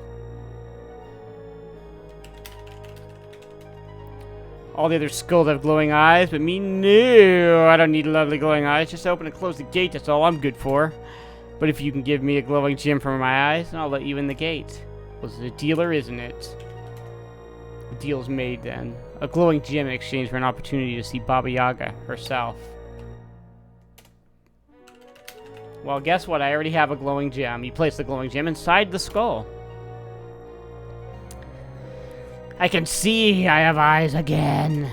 Yeah, is that what you look like? Oh well, have fun visiting Baba Yaga. And good luck. You'll need it. I hope you can remember the rhyme. Oh, yeah.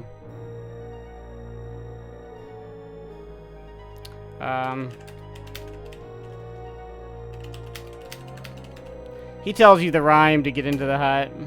It's Hut of Brown, now sit down. Alright, so here we go. And let's see, a quick look around shows that this is a creepy place despite the pot. Cauldron simmering briskly on the fire. Look at the size of that spider. Look, pet, we have a visitor. Powers of night, shadows of day. Heed now my words, henceforth you stay. Your body is frozen by the power of the witch's spell. Well, dearies, what shall we have for supper today? Zero sandwiches? I had something more formal in mind. Ah, that's it. Frog legs fricassee. Yeah, boy. Now, how does that spell go? Hear me, O powers of Clotha and Mana. Turn now my guest into a species called Rana. Well, that sucks. I learned that spell from a red Miss Giz, doesn't it look delicious? A Jill sandwich, yeah. Be still. I'm a hero sandwich, man. Critics! We all can all be gourmand, I suppose. Now, soon to be supper, I don't suppose you have a name? You try your best to croak out. You try your best to croak out your name, or at least let the witch know that you do indeed have one. So you're the one who's trying to be a hero around here. The only good hero is a dead hero, I always say. But I do have need for a brave fool. Are you brave? You make little froggy sounds, trying your best to indicate your agreement. Well, if you're willing to do a small, little teensy favor for me, I might reconsider having you for supper. I need a root of a mandrake plant that grows in the graveyard. Will you be a sweet one and fetch me some? Anything but frog legs fricassee, you think? You croak your agreement to the task. Ah, I had my mouth watering for frog. Oh well. Hear what I say and hear me right. Mandrake must be pulled at precisely midnight. That I tell you, and as I say, return with the root or the break of next day.